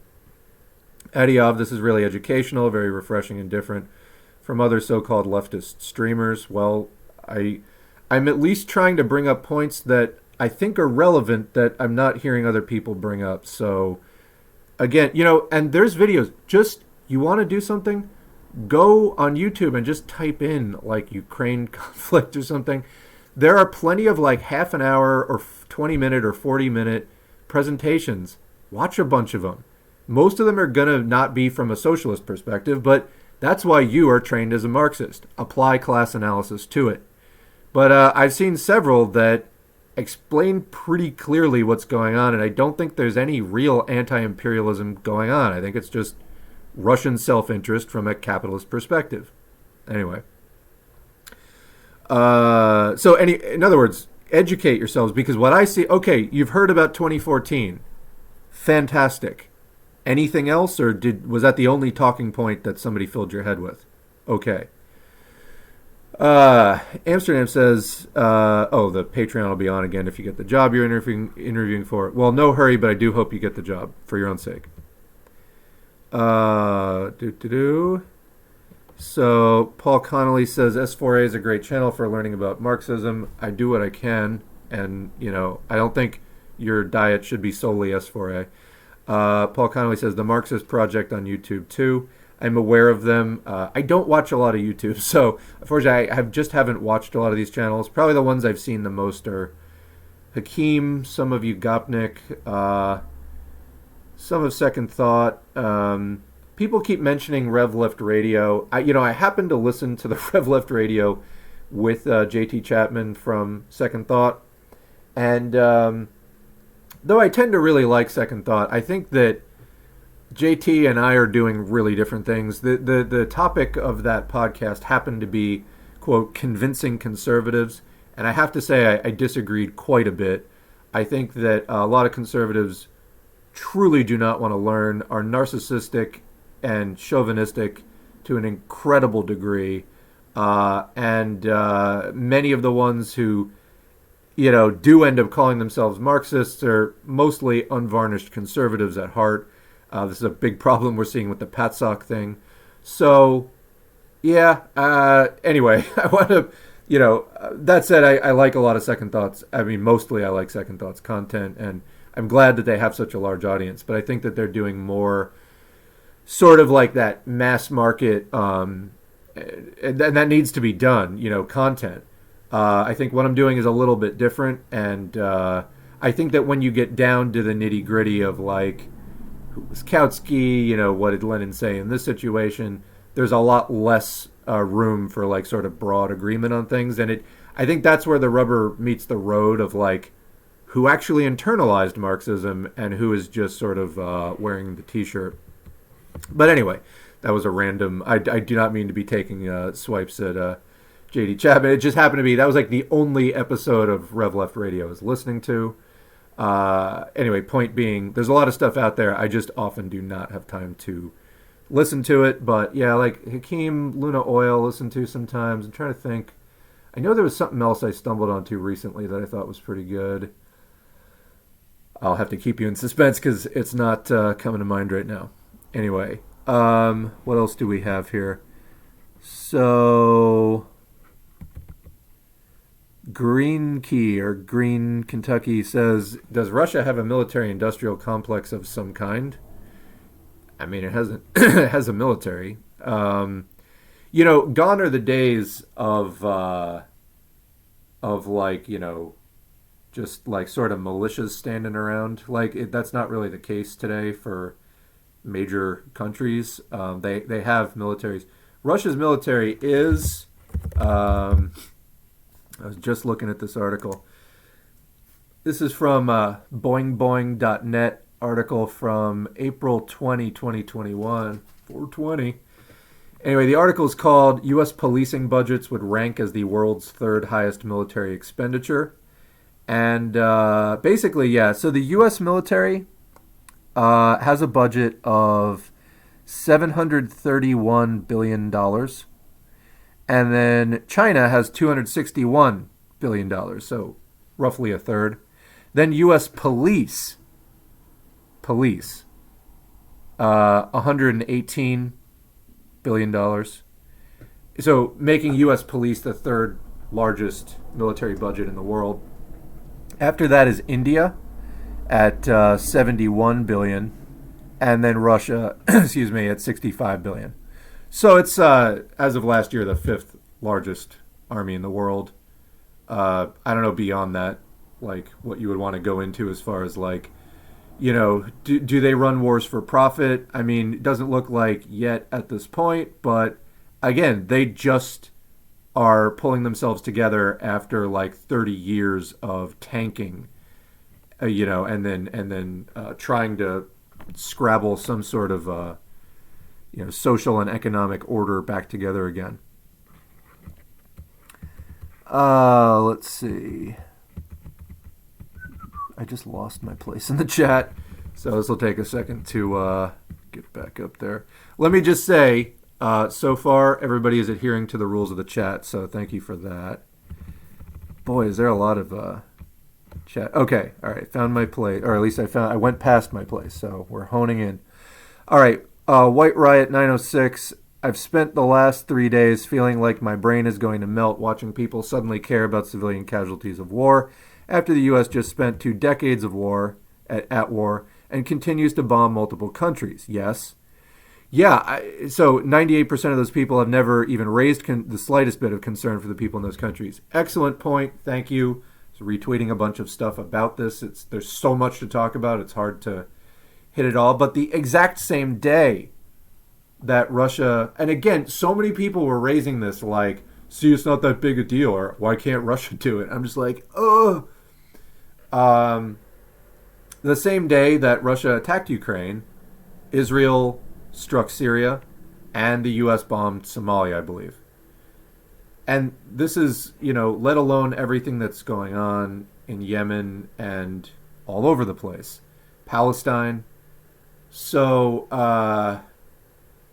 Yeah, for many regions of the world, and the coverage has been terrible as far as, European countries reaching out their arms to accept the, nice, white, quote, civilized people from Ukraine as refugees.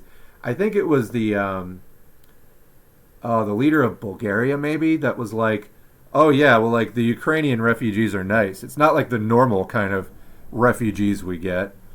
And yeah, so very clear racism, European chauvinism. And, it's accepted that for a lot of places, like in the Middle East or Africa, South America, war is just the people in the imperialist world look down on those areas of the world like, oh, well, you're a bunch of savages and, you're just supposed to have war. Well, I think one of the things about socialism was no, or is, was when it was at its peak and still is today, for those who propose socialism, is how about we have dignity over the entire world rather than a world racked by capitalist headbutting. So, when I said in the intro of this that, for me, like, I got exposed to this 20 some years ago and it never went away. Capitalism is never going to work. And I don't care if we start out with 5 people listening. I have to do this because, and I hope you all feel the same way, because capitalism is never going to work. If we want a world that's free of world wars every couple of decades, you have to have socialism. I know it's difficult. Actually, going back to the Lenin, reading from before, and maybe I'll actually do like a whole video on this at some point. Lenin says of this. Here we go. So this is the closing paragraph of Lenin on revolutionary defeatism. Hatred, well, actually, this is the second to last. He talks about the turbulent sentiments aroused by war. 3. Hatred of one's own government and one's own bourgeoisie. This is the sentiment of all class-conscious workers who understand, on the one hand, that war is a continuation of the politics of imperialism, which they counter by a continuation of their hatred, meaning the workers, class-conscious workers' hatred, of their class enemy. And on the other hand, that a war against war is a banal phrase unless it means a revolution against their own government. Hatred of one's own government and one's own bourgeoisie cannot be aroused unless their defeat is desired. One cannot be a sincere opponent of a civil, or i.e. class truce, without arousing hatred of one's own government and bourgeoisie. Those who stand, this is the final paragraph, for the neither victory nor defeat slogan, are in fact on the side of the bourgeoisie and the opportunists, for they do not believe in the possibility of international revolutionary action by the working class against their own governments, and do not wish to help develop such action, which, and this is the key point, though undoubtedly difficult, is the only task worthy of a proletarian, the only socialist task. So, what did Lenin call the only socialist task? Answer that question and you'll know what you need to do in wartime and in peace.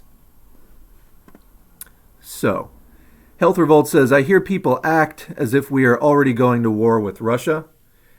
No one is talking about how war is a racket and a con played by the ruling class. They act as though Russia is invading the Ukraine. Yeah, a lot of people are getting super excited. A lot of the populists are getting super excited for their white knight, Putin, who they think is somehow fundamentally different from the other imperialists. Do you think it would be that different if he had his claws on the levers of the global economy? That's kind of the point here. And if you think it would be fundamentally different, you don't understand capitalism. You're not a Marxist. So, and that's not gatekeeping. That's just a fact about Marxism. So they act as though Russia is invading the Ukraine because Putin is a deranged madman, ignoring the rational class interests at play. Now, let me make a point about that. You can say that it is rational for Russia to want Ukraine to be in their orbit because it makes their lives a lot easier both in terms of national defense and, making their border with NATO and non-aligned countries in Europe a lot smaller and easier to defend. You can say that. You can say that economically, Ukraine just had major oil and gas deposits discovered, and, also transporting Russian oil and gas through Ukraine to Europe, where a lot of their customers are, would be a hell of a lot cheaper if they didn't have to pay massive tariffs to Ukraine. You could say that all that's in their interest, but you can also say that they are going about trying to fulfill those interests in a not particularly wise or sane kind of way. It can also be true that, like, you could say, for example, if trying to think of a decent example. Well, anyway, whatever it is, there's something you want behind a glass case with a security guard standing right next to it, whose task is to guard the glass case. You can say it's in my interest to, like, take the thing that I want. You could also say that doing it by just wrapping a t-shirt around my hand, smashing the glass while the guard's right there, then, like, slashing the guard's throat on surveillance cameras with my face exposed is not really, like, a wise way of going about trying to, achieve the fulfillment of my interests. So, yes, I mean, you're correct that there are material things at play. But even leaving aside the questions of humanity, morality, justice, etc., you can even say strategically, is Putin just making a mistake? And that's possible too. Which I kind of think is the case, unless really Russia feels ready for a wider conflict, which that's really what is making me anxious right now, because I don't see how Putin thinks they will just let me get away with this and that will be fine. Of course there's going to be retaliation. So anyway, I don't know what it is. I don't know when it will be, but it just seems only logical. But, there's already stuff you can find on the Russian-Georgia conflict from 2008, where some people in Europe feel that had NATO acted more swiftly in 2008, then maybe Russia wouldn't have done what it did, annexing Crimea. And now you have this whole intrigue with the separatist regions in eastern Ukraine, and etc. So I think that there are more people in Europe going, we should do something about this. So, and again, it's not they're doing it because they're great people, although some of them might, want to limit further war. But the bottom line is war is a racket that's run by it benefits the absolute worst people in society. Continuing, if we were to do some casual socialist agitation on our personal social media, what beats do I recommend that you hit regarding this conflict? At this point, if you want to do something specific and then ask my opinion on it, I'd probably be more comfortable with that. I think that I do not want people hanging off of me for cues. That's not what I'm trying to do. I mean, it's a reasonable question, so I appreciate you answering that. I think maybe out of listening to the stream, maybe you'll get some ideas. But I don't think that I have the best ideas in the universe. Not that my ideas are bad. What I'm saying is I don't think that I'm the final word on any of this. So what I want is for people to consider what I'm saying and then apply critical thought, and then you come up with something. You know what I'd love? Surprise me. Impress me, not because you want to win my personal approval. No, because I like having positive surprises. It's always heartening to me to see somebody that I think is getting it right, and then I can go, yeah, I didn't even think of that, but good point. So if people just, are copying what I do, I don't want people thinking that they should implicitly limit themselves to that. I want you to think up the stuff I haven't thought of and then, share that. So I guess that would be my answer there. Although clearly I think, in listening to the stream, you can probably get some ideas. Let's see. So there's a little bit of arguing going on in the chat, and I'm probably way behind the chat, but rule number 1 or whatever is don't fight in the chat. Let's see. All right, there's sort of a strange conversation happening here. I'm not really sure where the start of it is, actually. But let's see. So, Finds Live says, this is deflection. And I'm just trying to find the original comment. It was white riots. I've spent the last 3 days. Oh, here. Feeling like my brain is going to melt watching people suddenly care about civilian casualties of war after the U.S. just spent 2 decades of war. Yeah, it is amazing acting like the U.S. is some kind of peacekeeper when we know goddamn well, like, the biggest anti-war protests, single-day protests in history were against the U.S.'s invasion of Iraq, etc. None of that has ever panned out. But again, liberals don't really talk about that so much. I've put out there somewhat rhetorically at times, what happened to the U.S. anti-war movement? And I think that the thing is, liberals really aren't anti-war. It's just at times the left has worked, within more liberal circles, and therefore people have gotten the misleading idea that liberals are in fact anti-war. The left is anti-war. If you want an anti-war movement, create it, because liberals are not going to do it. Anyway. So, there was a response to this. This is deflection. A solid amount of the leftists opposing Russian imperialism are the same ones that opposed U.S. imperialism and the civilian deaths of Iraq, Vietnam, etc. And it goes on a little bit. It's not really leftists I'm referring to, and Fine says, oh, gotcha, my bad. Okay, that's good. So, there we go. Monsieur Ball says, the nation state that underpins socialism is no longer relevant in economic terms. This is kind of a hackneyed point. The global economic terms, the system is intertwined. Yeah, but I mean, it has been for a very long time. This doesn't really add much new analysis. I mean, if you wanted to make a more specific point, we could talk about that. That's been the case for a very long time, yet national governments exist, and they do set some kind of policy. So, we analyze it for what it is. So anyway, I'm just not really sure where you're going with that specifically in relation to this discussion. Gangaro says, if I as a child could see the Iraq war as a disaster and Bush the devil, I think adults in 2022 can see the situation the same way. I think it takes a lot of looking the other way to not see what's going on today. Let's put it that way.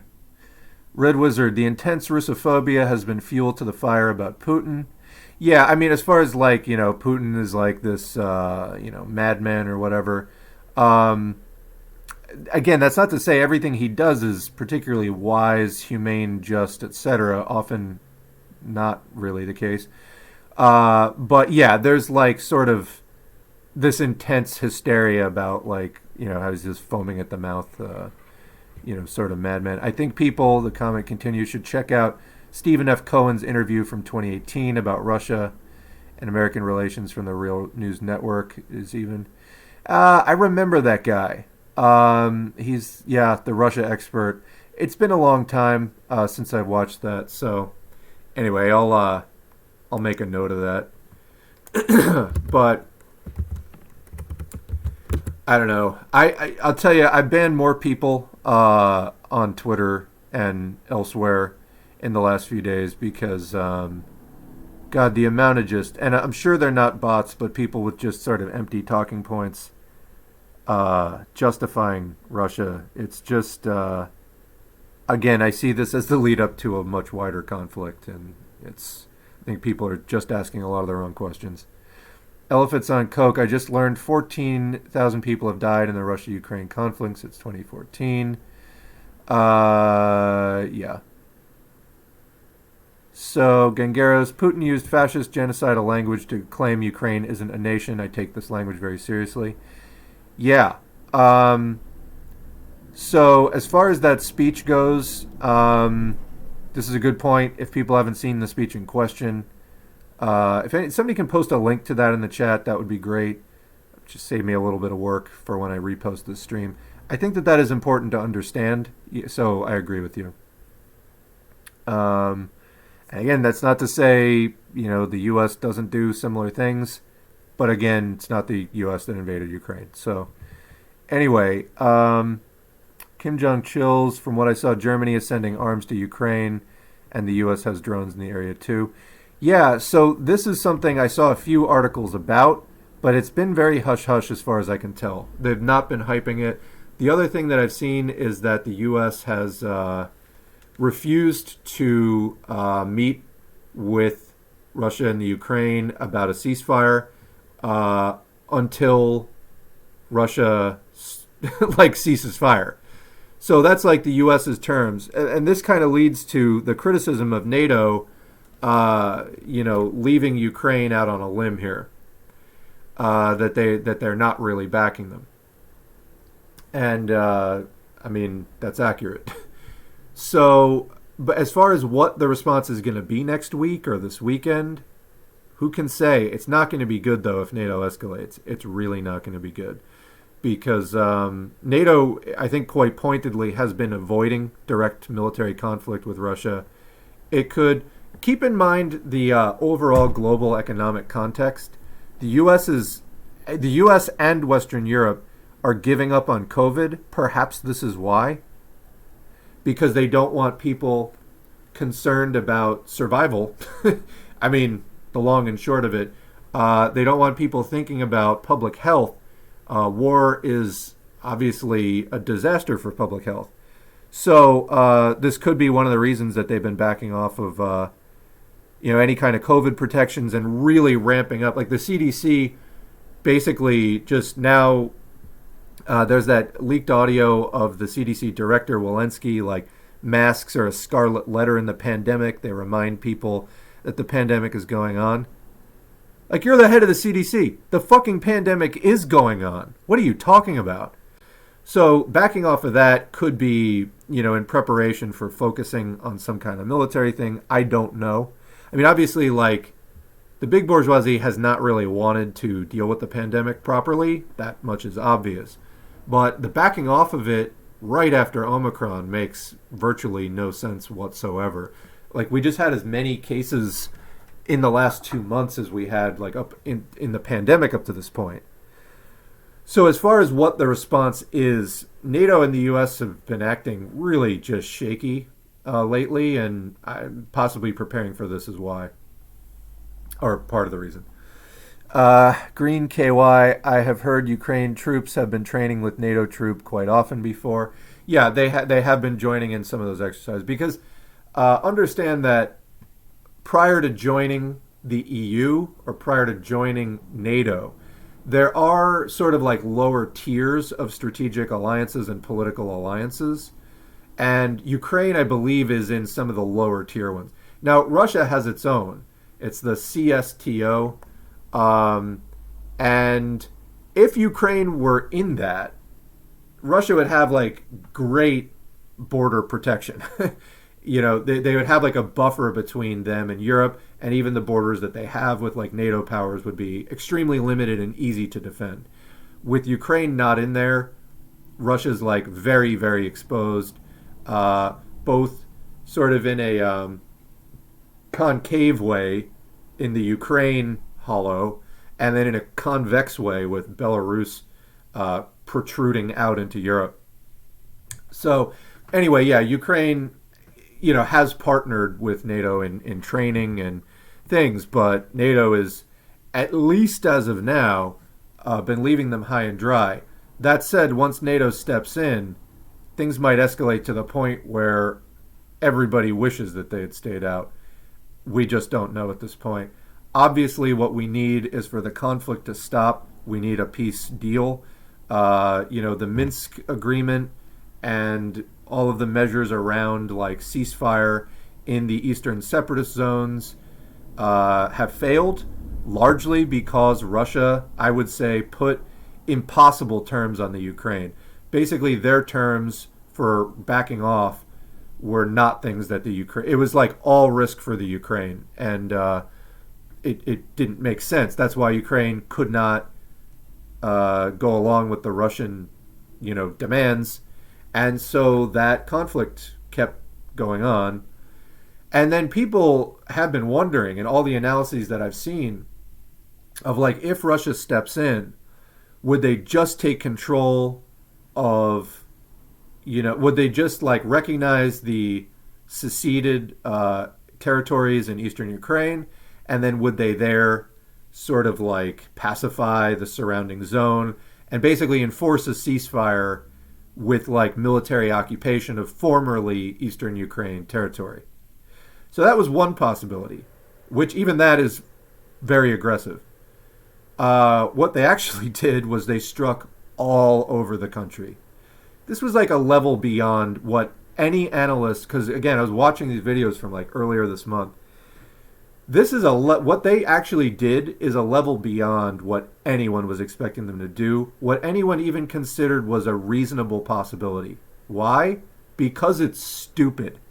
It doesn't really help Russia, and it probably makes the odds of a lot more conflict a lot more likely. Basically, no one was predicting Russia would do this, except, strangely enough, NATO.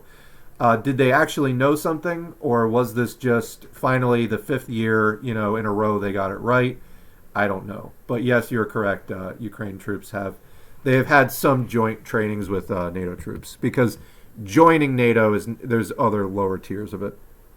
It's not the only step. It's not just are you in or out. I am not this person says everyone keeps acting like you have to choose either Russian imperialism or American imperialism. Yes, that is an error. Amsterdam says, here's something I put out to some social ecology pals, and I'd be interested in floating here. Quote, you know what I think I might be for? Not necessarily a big tent kind of left thing, but a left heterodoxy kind of thing where hardliners from any tendency are excluded. It's more about figuring out what each socialist tradition can bring to the goal of producing socialism and eventually anarchy or communism, like a stable post-capitalist situation. As long as you're a socialist and you're down to work with other socialists, you can hang, but the rightward bar would be set before reformist types. So I think what you're talking about is roughly a united front of proletarian interests. So I've been calling for this. I think that we do need a coalition of left parties, and you set the bar somewhere. Like this is in communist socialist discussions about opposing fascism. There's the question of the United Front or the Popular Front. The Popular Front includes bourgeois, or at least petty bourgeois parties, and the United Front, not so much. The Popular Front is really more in countries where the proletariat isn't developed. So this is kind of more of a thing from the past, where the proletariat hasn't developed. But in the United States, the country is about as proletarianized as it's going to get. About 10% of the country is bourgeois or petty bourgeois. The other 90% is proletarian or, lumpen or something like that, but like is not petty bourgeois or bourgeois. And of course, we don't really have a peasantry. So there's no need for a popular front, especially because all of the bourgeois interests are fascist collaborators. So, yeah, what we need is a united front. The problem is organization. People aren't even basically organized in the first place. So anyway, that would be my response to that. I am not this person. War is always bad. It hurts the working classes. Yes, as I said before, even as socialists who accept that when we try to collectivize the economy, capitalists probably will resist violently. That's not something we're happy about. And in fact, in some cases, it passes fairly nonviolently. Cuba, for example, that was an example of like a pretty nonviolent, pretty humane revolution. It does not have to be atrocities at all. We really want to avoid that. So Amsterdam just emphasized that, sit-on Hydra rifles. Warped Potato said imperialistic wars. Not sure. Oh, you mean imperialistic wars? I mean, well, even non-imperialistic wars are harmful to the working class. So anyway. I'm not this person. Class war is the only acceptable war socialists can be behind. Class war isn't even always war per se. I mean, sometimes that's just a metaphor for, intense struggle. the proletariat against the bourgeoisie. That's basically what I was saying. And again, even then, it's not something to get fucking excited about, like you're watching, WWE Raw or like whatever it is. This isn't Monday Night Football. It's real people's lives. Look at some pictures from a war, even the ongoing Ukraine or Somalia or Palestine, pick an ongoing conflict. It's not something anybody with any brain or heart can support. So yeah, it's not glamorous, as Kim Jong Chills mentions. Gengara says, yeah, I'm getting strong Manchuria, Ethiopia, Austria, Czechoslovakia vibes prior to World War II here. So somebody mentioned the analogy of the Sudeten crisis, the Sudetenland. So what did you have here? Really brief synopsis. There are differences, of course, but basically Germany for hundreds of years, prior to modern Europe, like prior to the formation of the nation states that we know today, which are products of the capitalist era, prior to the capitalist era when it was feudalism, the kingdoms were a lot looser and boundaries were, oftentimes wider, because, again, one of the things that comes out of capitalism is the national struggle for national liberation against national oppression. And so you get sometimes these like really small countries that wouldn't have been a kingdom, but are the result of a bourgeois national struggle. And so people get their rights and they get to have their own government. But anyway, Germany, this used to be part of like a much larger monarchy and kingdom. And when you get down to some of the border regions, especially in the southeast, well, after into the 20th century, the borders of what Germany used to be. So in other words, you got Germans living all over sort of, northeast and central Europe. And then the boundaries become Germany as we know it today. Well, then there's still a lot of like ethnic Germans and German speakers outside of that, including in places like Czechoslovakia and Austria. So, sort of like, in Ukraine, like southeast Ukraine tends to be a lot more ethnic Russians. There's clear regional splits in Czechoslovakia, in Ukraine, as far as like where people's allegiances to Europe or to Russia and, what languages they speak, like where that kind of shakes out. Anyway, so in the case of the Sudetenland crisis, there were Germans living in areas where previously they, had good rights. And then all of a sudden, as the borders are redrawn, they find themselves in the minority and upset about this. And then when they got a Nazi sympathetic political leader, who basically, waved a handkerchief over at Hitler like, hey, come give this some attention. Well, then there was, some of you will know what happened next. How many similarities to that crisis are going on today? I'll leave that up to you at this point, as I think that this conversation is ongoing. But it is certainly food for thought in terms of things that are part of the run-up to major world wars. There's, ethnic Germans living on this side of the border. Maybe we should invade. Oh, there's ethnic Russians on this side of the border in a country that it suits our interests to destabilize. Maybe we should, invade. Again, it's not perfectly one-to-one, but remembering the Soviet Union is not there anymore, and Russia's getting back on its feet economically. What else would you expect but more World War? So anyway, continuing. Potted Rodent says, the narrative is framed to choose one or the other. You aren't automatically pro-Putin for saying that there's more to the story than simply Russia attacked Ukraine in the name of imperialism. Yeah, it depends on who you're talking to, because sometimes, I think that this is another thing that people need to understand. Some people are just not going to be capable at a given point in time in understanding any of that nuance, and you've got to account for that in the way that you're talking to them. That's all I'm going to say about it right now. I am not this person. Georgia was two places of conflict, two sites, South Ossetia and Abkhazia. Russia just destabilized the Caucasus to give more reason to keep their armed forces there and in Chechnya, etc. Belarus and Russia are essentially one country due to the Union state. Yeah, and also, what is the other country to the south there? Just get my map out, because this is why we make maps. Sometimes it helps. I always get foggy on who sits next to where.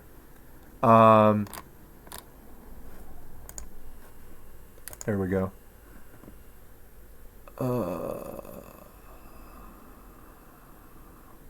Anyway, I'm not finding the map I need right now.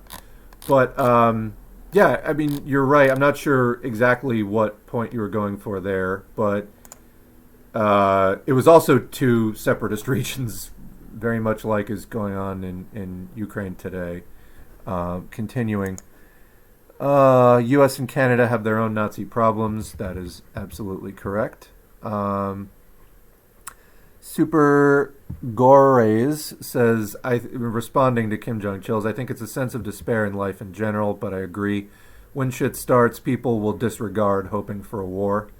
Yeah, again, remember, a lot of this is coming out of Western leftists who just have absolutely no experience of war. And you don't want people to find out too late what they're actually talking about.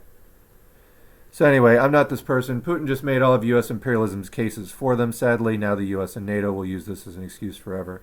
See, that's what I'm saying. And I think that's why so many people thought that this was, my take on this 2 weeks ago was, oh my God, won't the U.S. stop this ridiculous saber rattling? Wait a minute, Russia just attacked. It's like, it's so strategically stupid. Unless Putin really has some larger thing, or they're that desperate to do what seems like otherwise an unwise move if they could have held off. What I'm saying is maybe there's something where they couldn't have held off, but I don't think it's good regardless because, again, they just handed the U.S. and NATO a lot of propaganda that...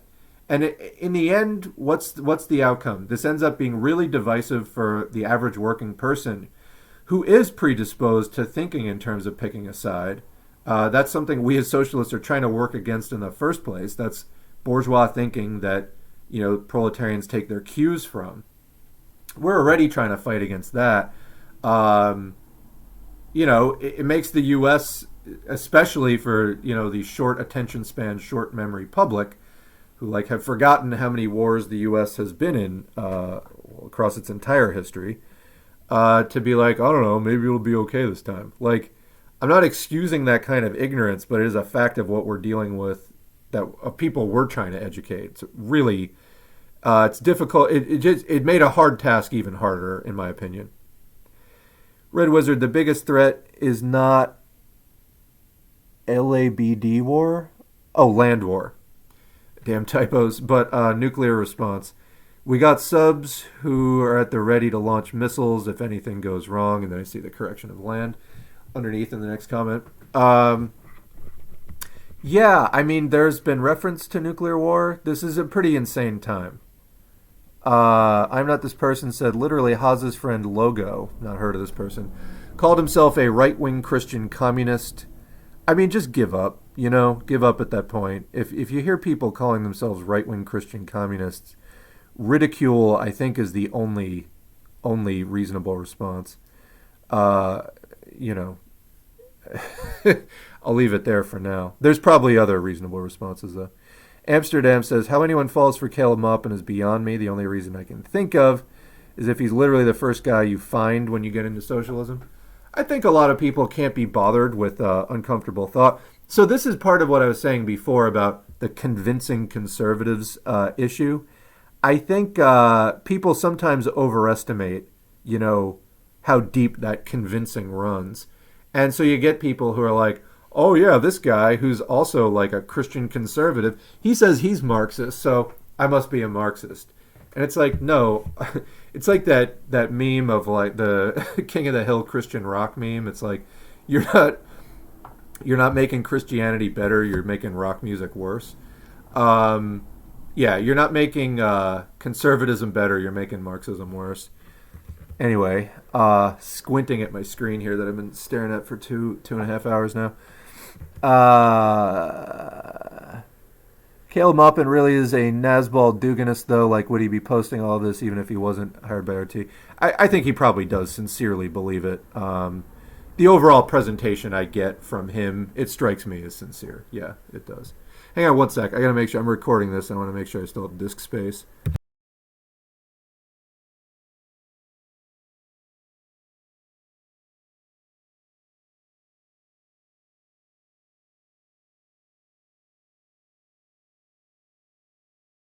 Okay, yeah, we're good. I probably should have checked that before we started recording, but I got plenty. All right. White Riot 906 as we gear up for World War III. Hopefully not. The right-wing extremism is only going to get worse in the U.S.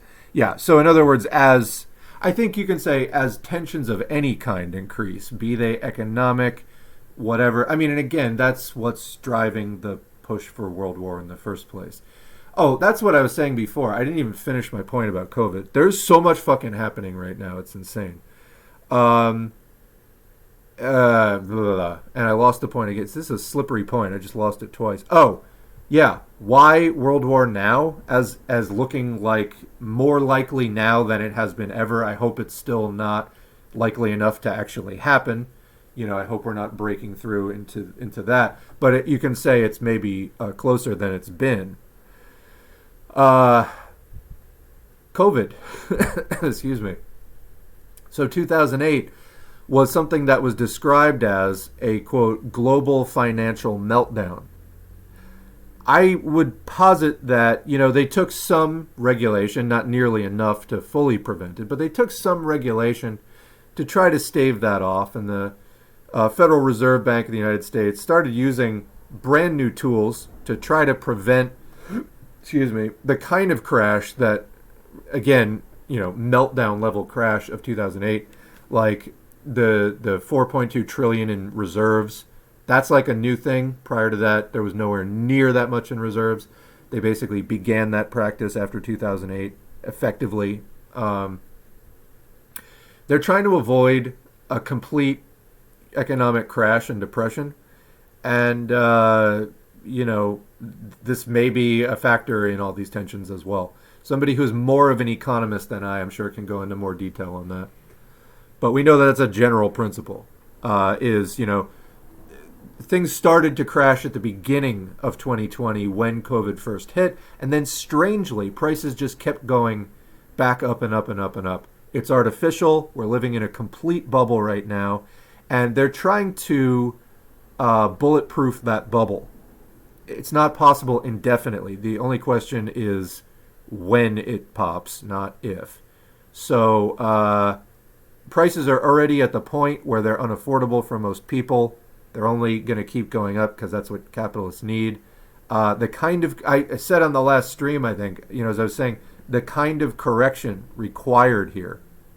And this is, again, another reason we need to get off of capitalism, because this is a point like libertarians will make. Like, oh, you got to have price corrections.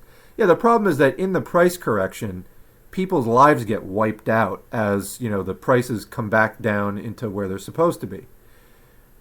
So we don't want this system of just the boom and bust cycle. This is a reason we need to get off of socialism. So capitalism thought that it could do this, you know, Keynesian regulated capitalism system and avoid the worst excesses of the booms and busts by, you know, pruning and regulating the money supply and other factors in the economy.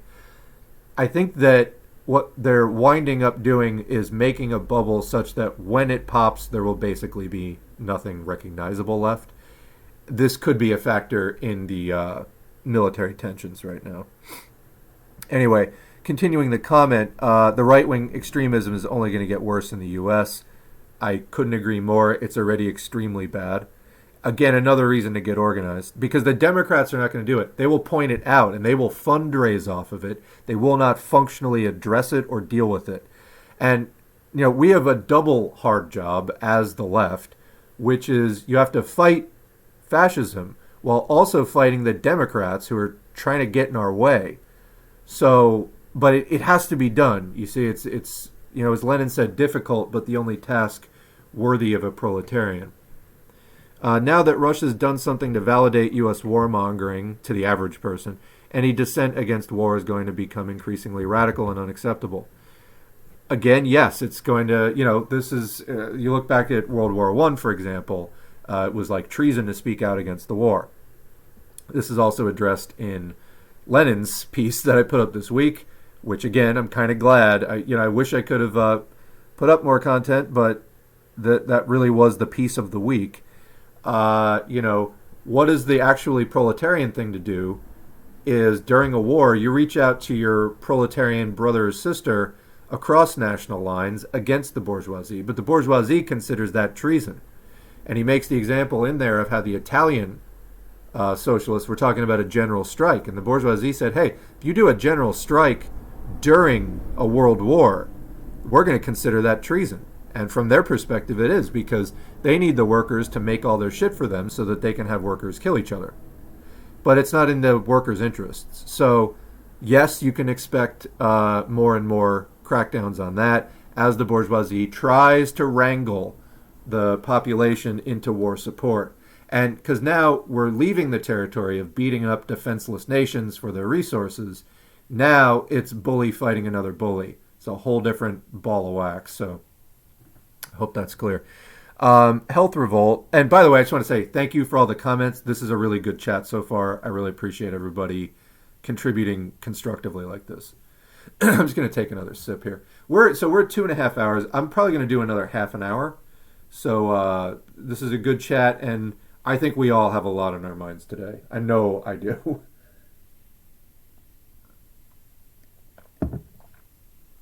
Okay.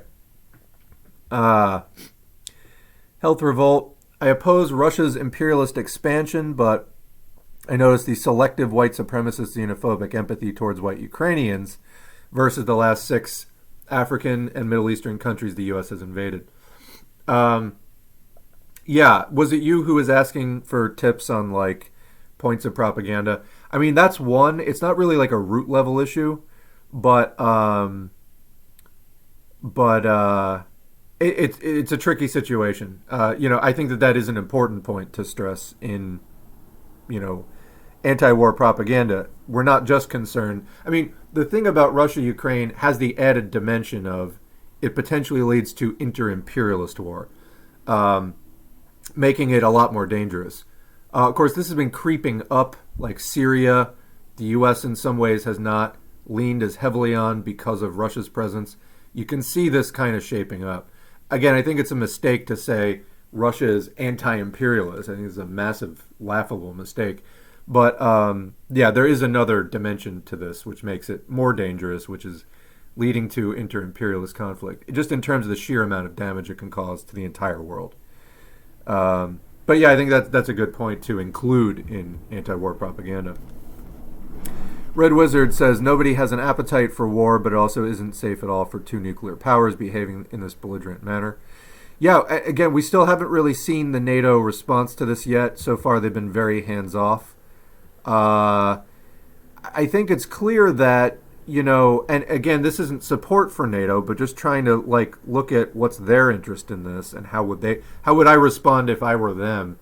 And if you're NATO, you've got to understand that, Russia's probably not going to stop there, and just knowing capitalism, the conflict will grow and grow. They have probably gotten used to a fairly weak Russia. Now they're having to deal with a more confident Russia. Like I said, the Bolshevik Revolution bought us a century of peace, as well as dignity for many people around the world. To some extent or another, directly or indirectly. It was a massive boon to the world. We need to recreate it. We need to buy the world, more peace, and then hopefully finish it off and make that peace last indefinitely this time. But, now that Russia is coming back, it's changing the calculus on everything. So, anyway. A Tyler B says, anyone have any luck finding anywhere to donate to relief efforts that aren't directly funding the war effort? I have not, but that's a good question. I am not this person says, I believe the IMF just made a loan offer to Ukraine. That is interesting. If you have a link, please post it. Seems to me like stopping the military conflict might be a more pressing issue, but yeah, you got to wonder like what strings are hanging off of the IMF deal, because like what we saw post 2008, countries like Greece, for example, you see that the debt traps are like massive. That basically, if you get a loan from the IMF, a lot of where the austerity, that was like, word of the day after 2008, austerity, where does that come from? It comes from if you take a loan from some country, say Greece, and you take a loan from the IMF, well, no matter what happens, you have to keep making those payments. It's like in the terms of the loan that you have to cut social spending, whatever, but you gotta pay that loan, and it's a very, very harsh mistress in that sense.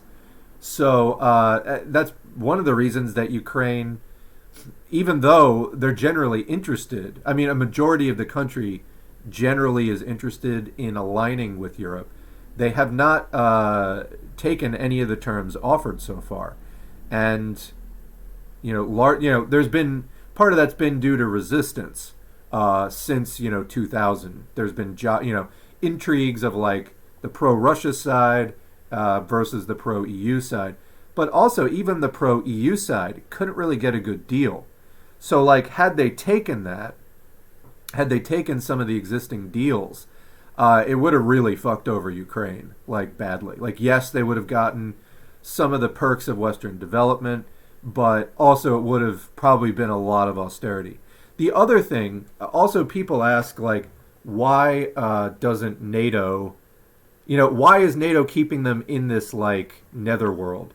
And this kind of goes to the EU as well. In addition to Ukraine maybe getting a deal that, although they would like to join Europe, they haven't been able to find the terms yet.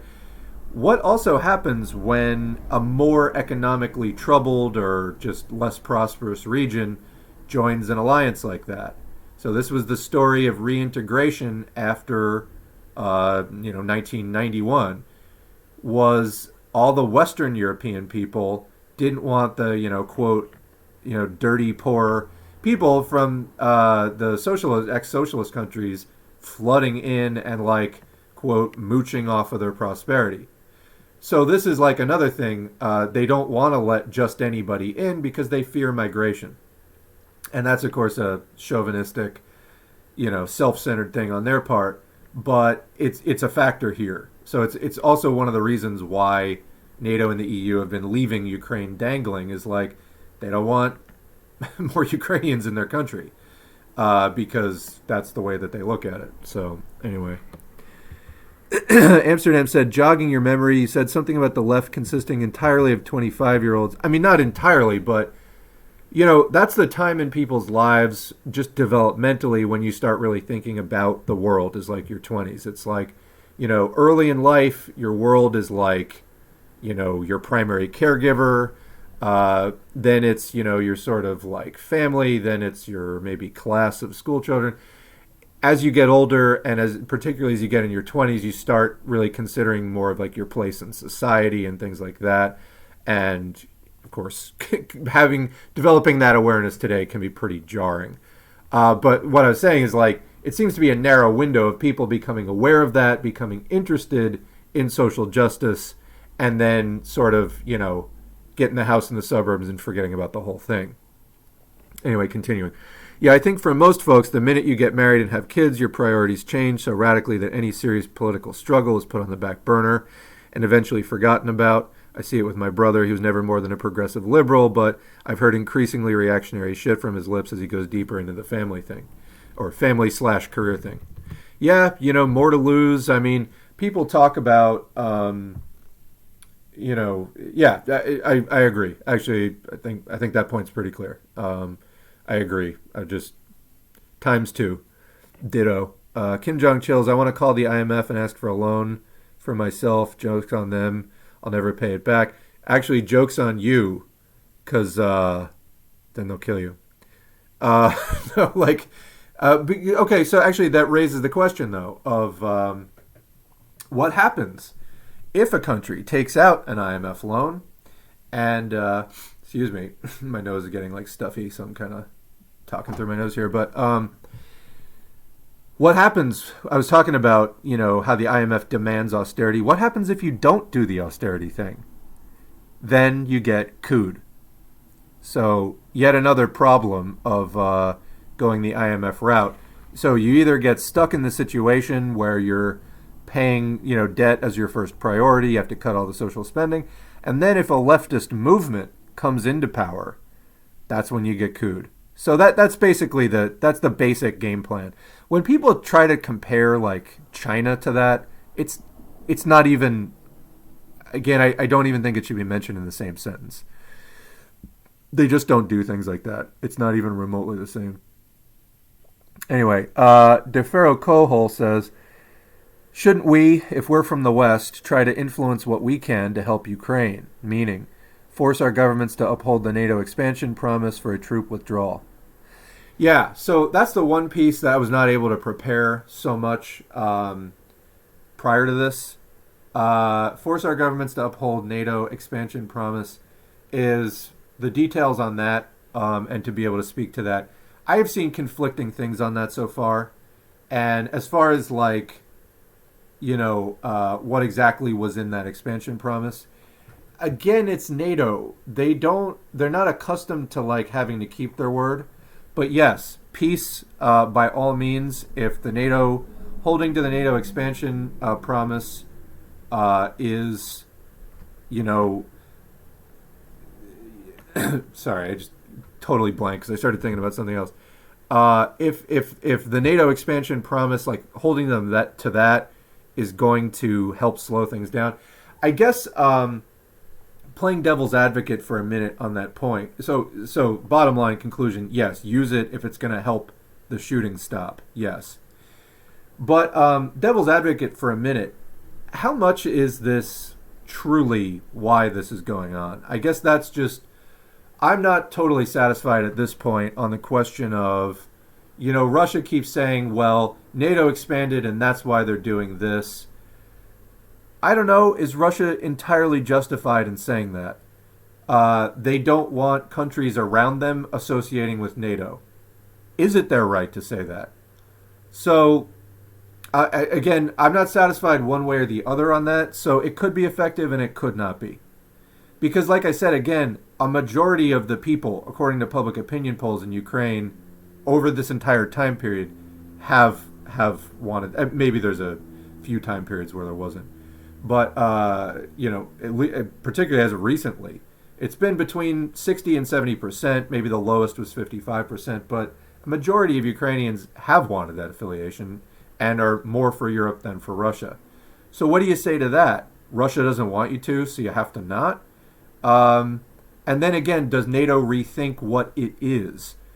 That might be more of a demand, is rather than, have NATO but make it stop expanding, change the nature of it. But then again, now we're getting into telling capitalists how to run capitalism when our emphasis and our primary thrust should be on trying to get them out of power, having socialism. So, yes, I think, the whole movement is so small at this point, trying to divvy up priorities is tricky. So it kind of hits on that point. But as far as the NATO expansion promise, yes, you could probably start there. I do think you run the risk somewhat of emboldening on the Russia side some demands that may not be as reasonable as we would like for this thing to wind down in a balanced way. But obviously whatever helps the fighting stop in the immediate term. But then also, once the fighting does stop in the immediate term, every step has to be taken to prevent anything like this from building back up again. And that's when you make a new analysis at that point and go with that.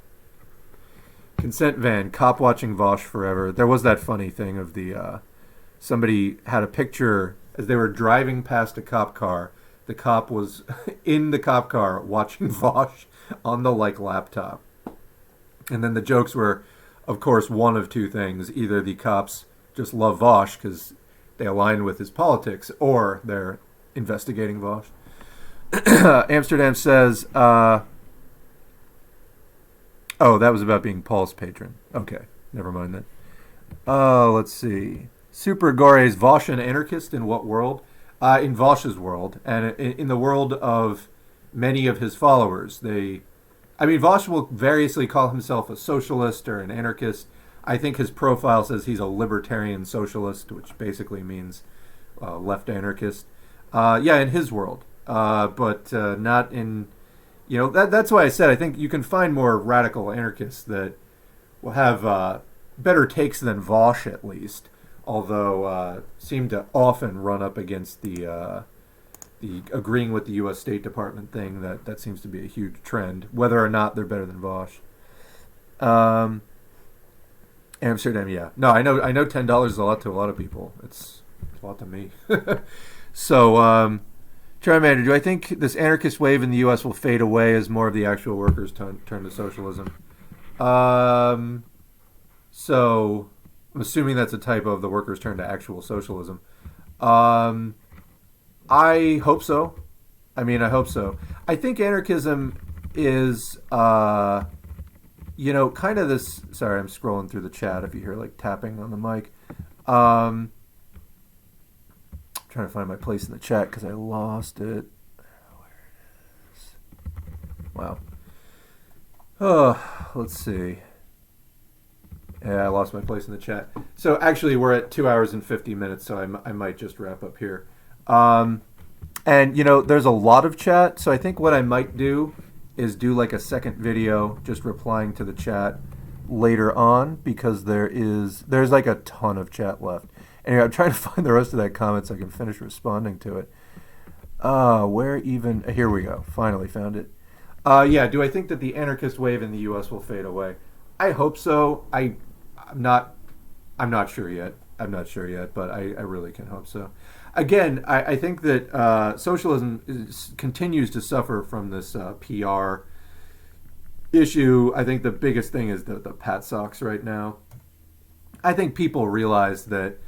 So, okay, let me put it this way. I think that people realize that sort of the DSA, left liberal, Bernie, SocDem types are not actual socialists. They may call themselves socialists, but that is sort of the weak, watered-down version of anything that could remotely be called in any universe socialism. I think that the big problem is that once people get past that, and then they find the like Nazbal Patsock type, and then they think, being new to the whole scene, they think those are, quote, the real socialists rather than not another error, that they'll be like, oh, well then I found the, quote, real Marxists and they sucked even worse than fucking DSA. I think that that's kind of more the challenge and the concern right now. So, yes, we want to make it easy for people to find their way out of anarchism or whatever it is. We want to help people find their way to Marxism. Unfortunately, there's left errors and there's right errors that you can make on either side of a good Marxist position. So, just widening that middle ground of the correct view, not changing the terms, but just increasing the amount of people in that middle ground is going to make it easier to find. Widening the block of actually decent Marxists, I think, is the only actual solution. Again, as Lenin said, difficult, but the only worthy task is actually building this socialism thing. And this goes back to me I've said before I started doing this channel, before I even started fully re-embracing Marxism completely, in that interim of when I kind of gave it up as like, all right, I guess socialism's dead, let me go out into the world and see what I can do in politics as they exist, because there just really wasn't much in the way of Marxism. And, I remember the libertarians in the 2000s, the right-wing populists, as it were. I remember trying to do something with those people because they were there, because they were there, trying to do something with them. And ultimately, it just went nowhere.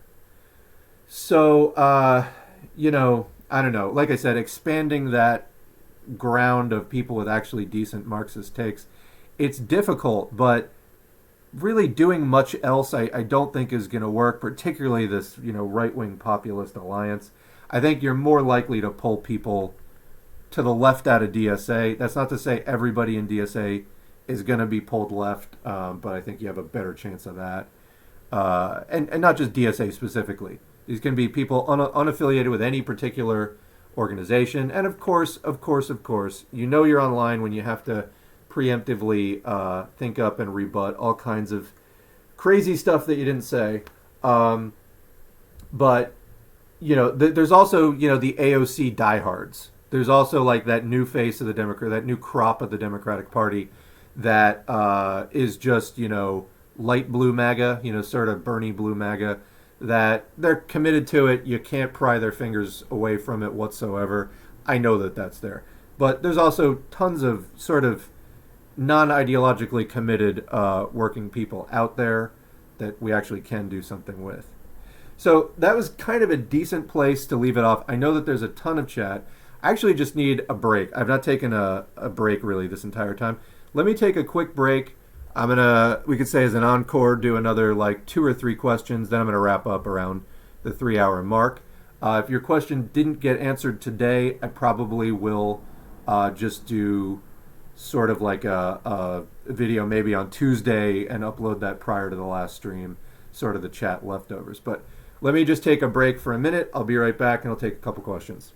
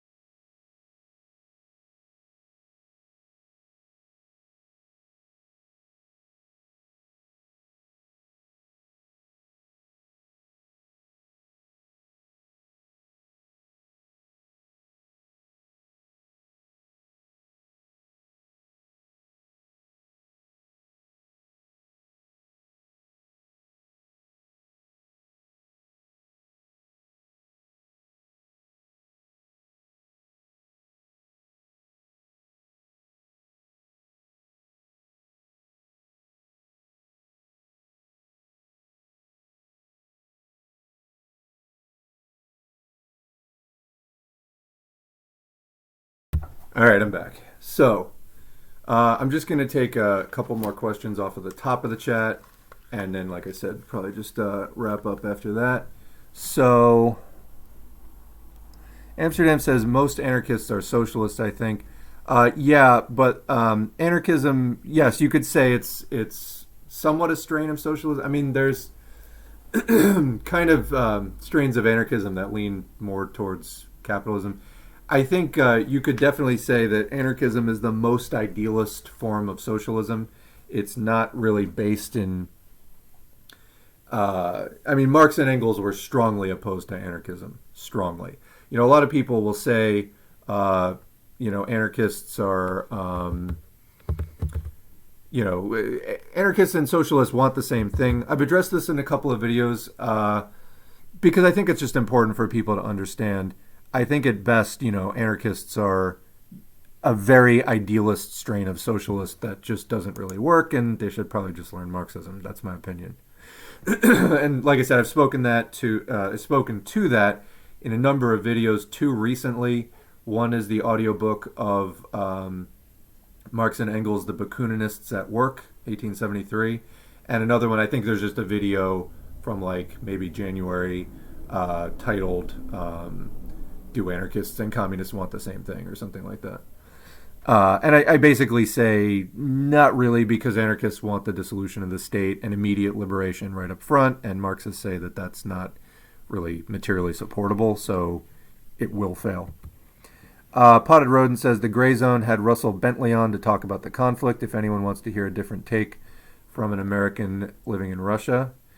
Yeah, so the Gray Zone split recently, I believe, and Ben Norton is now doing something over a website called Multipolarista.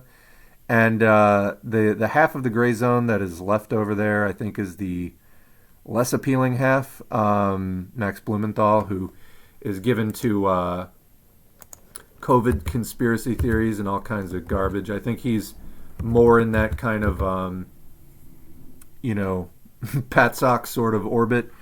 Not to say they'll never do anything good again, but like I said, I think the better half, Ben Norton, is doing something else now, as at least my understanding. Radish 557 about on the anarchist question. In my town, the anarchists are doing the most on the groundwork with homeless help, tenant help, etc. SOCDEMs are doing the second best help on the ground. Flood in 2019, they helped a lot of farmers. There's just not a great communist group, and most good commies I know work within these other groups in my city. So that's very true, and that's why I say to people, like, when people are asking me what organizations to join, I say, join an organization that's healthy, like people fairly get along with each other and aren't at each other's throats, because you'll find that. And getting involved with a bad organization is arguably worse than being in no organization at all. It can be a really shattering experience for people that just like wears you out. So that's another thing to look for as far as it being healthy, people who aren't super burned out and things like that. Also, that has real ties to the community, doing real work, and probably a larger rather than a smaller organization, although there's nothing stopping you from being a member. I mean, at least nothing cosmic stopping you. You know, maybe one of the organizations has rules about it, stopping you from being a member of both a large and a small organization and trying to participate in and build them both. You can definitely do that. But yeah, you want to, you know, you can do online book clubs like all day long. It's what we're doing here. At the end of the day, you need to like bring it to the community. So that's the idea. And you're right. You know, a lot of the people doing the on the ground work, like, you know, like DSA in a lot of places is actually active and working on stuff that actually helps people. Could their politics be brought left? Yes. But that is actually a group you can get in and drag left. It's not like you know, it isn't the Democratic Party that you can't drag left. But the Green Party, DSA, I mean, I just mentioned those because they're almost everywhere. But there's other groups too. You know, some are very committed, like, you know, there will be groups that are explicitly anarchist or something like that. And if you even like mention, you know, communism, they might be inclined to like attack you. Then again, not all anarchists are like that. But yeah, you know, you want to get involved, whatever your personal politics are and whatever you think may be best for the revolution. At least at this stage, just get out there and do something. So maybe one more question. And I think breaking down the video of Putin's speech would make a good video. A lot of wounded nationalism and anti-communism in it. Yeah. So that is a very good point, and I do think I'm just kind of like exhausted from this whole thing. I haven't really felt like making many videos, but then again, I need to take a break from social media, and maybe this is a way to do it. It's just like with so much happening, I feel like I can't pry myself away from it, so that's part of the problem too. Kim Jong Chills, what are the Communist Parties of Russia saying? Just look it up. Communist Party of the Russian Federation. There's a couple of statements there. I mentioned this before. I felt like it echoed what Putin was saying. So yeah. Radish says, in short, I think not soon, hoping for more commies to connect in my town and empower. And yeah, so in other words, I think what Radish is saying, and I would agree, is you can't wait for there to be a good communist group. Get involved in what's there, and if you meet other communists, maybe you can form a group. You know, it doesn't have to be like ready-made for you, so you can do that. And Gengaro says the Communist Party of the Russian Federation is controlled opposition to Putin. Just going off of that other comment about what are the Communist Parties of Russia saying. I can't go as far as making that statement that they're controlled opposition. I hear a lot of people saying that. But I can't say that. I will say that the statement I read sounded exactly like fucking what Putin was saying. So anyway, we'll leave it there for now. And last comment, Adiov says Poland is accepting refugees now. Refugees welcome, but white only. Yeah, doesn't Poland have kind of a huge far-right problem? So not entirely surprising there. Anyway, we've been going for 3 hours now, so I'm going to cut it off here. There are a lot more comments, so what I'm going to do is just copy the comments into a text file or something and just save them for later. And maybe I'll record a supplement to this later on. But thanks everybody for showing up. I got to go take a break and do other stuff. But it's been good having this conversation. Like I said, I've been just glued to the news all week trying to find out what's been happening, and when, in between breaks on that, I've just been touching up my knowledge of this entire situation because, yeah, this situation is definitely being thrust upon us. So anyway, with that said, thanks as usual to the current patrons whose names are not on the screen, but they're at the on the screen, end screen of every other video. And I will be doing more on this, but probably take a few days off. And again, these streams are scheduled on a regular basis, Tuesday and Saturday, 2 p.m. Pacific, 5 p.m. Eastern, for a couple hours or, whatever we do. Thanks again to everybody in the chat for adhering to the chat rules. I really appreciate it, and I think that this was a nice flowing discussion. So, all right. I'm going to sign off there, and we will catch you next time. Again, next stream is Tuesday, 2 p.m. Pacific, 5 p.m. Eastern, and there may be up a video earlier on Tuesday as well. See you then.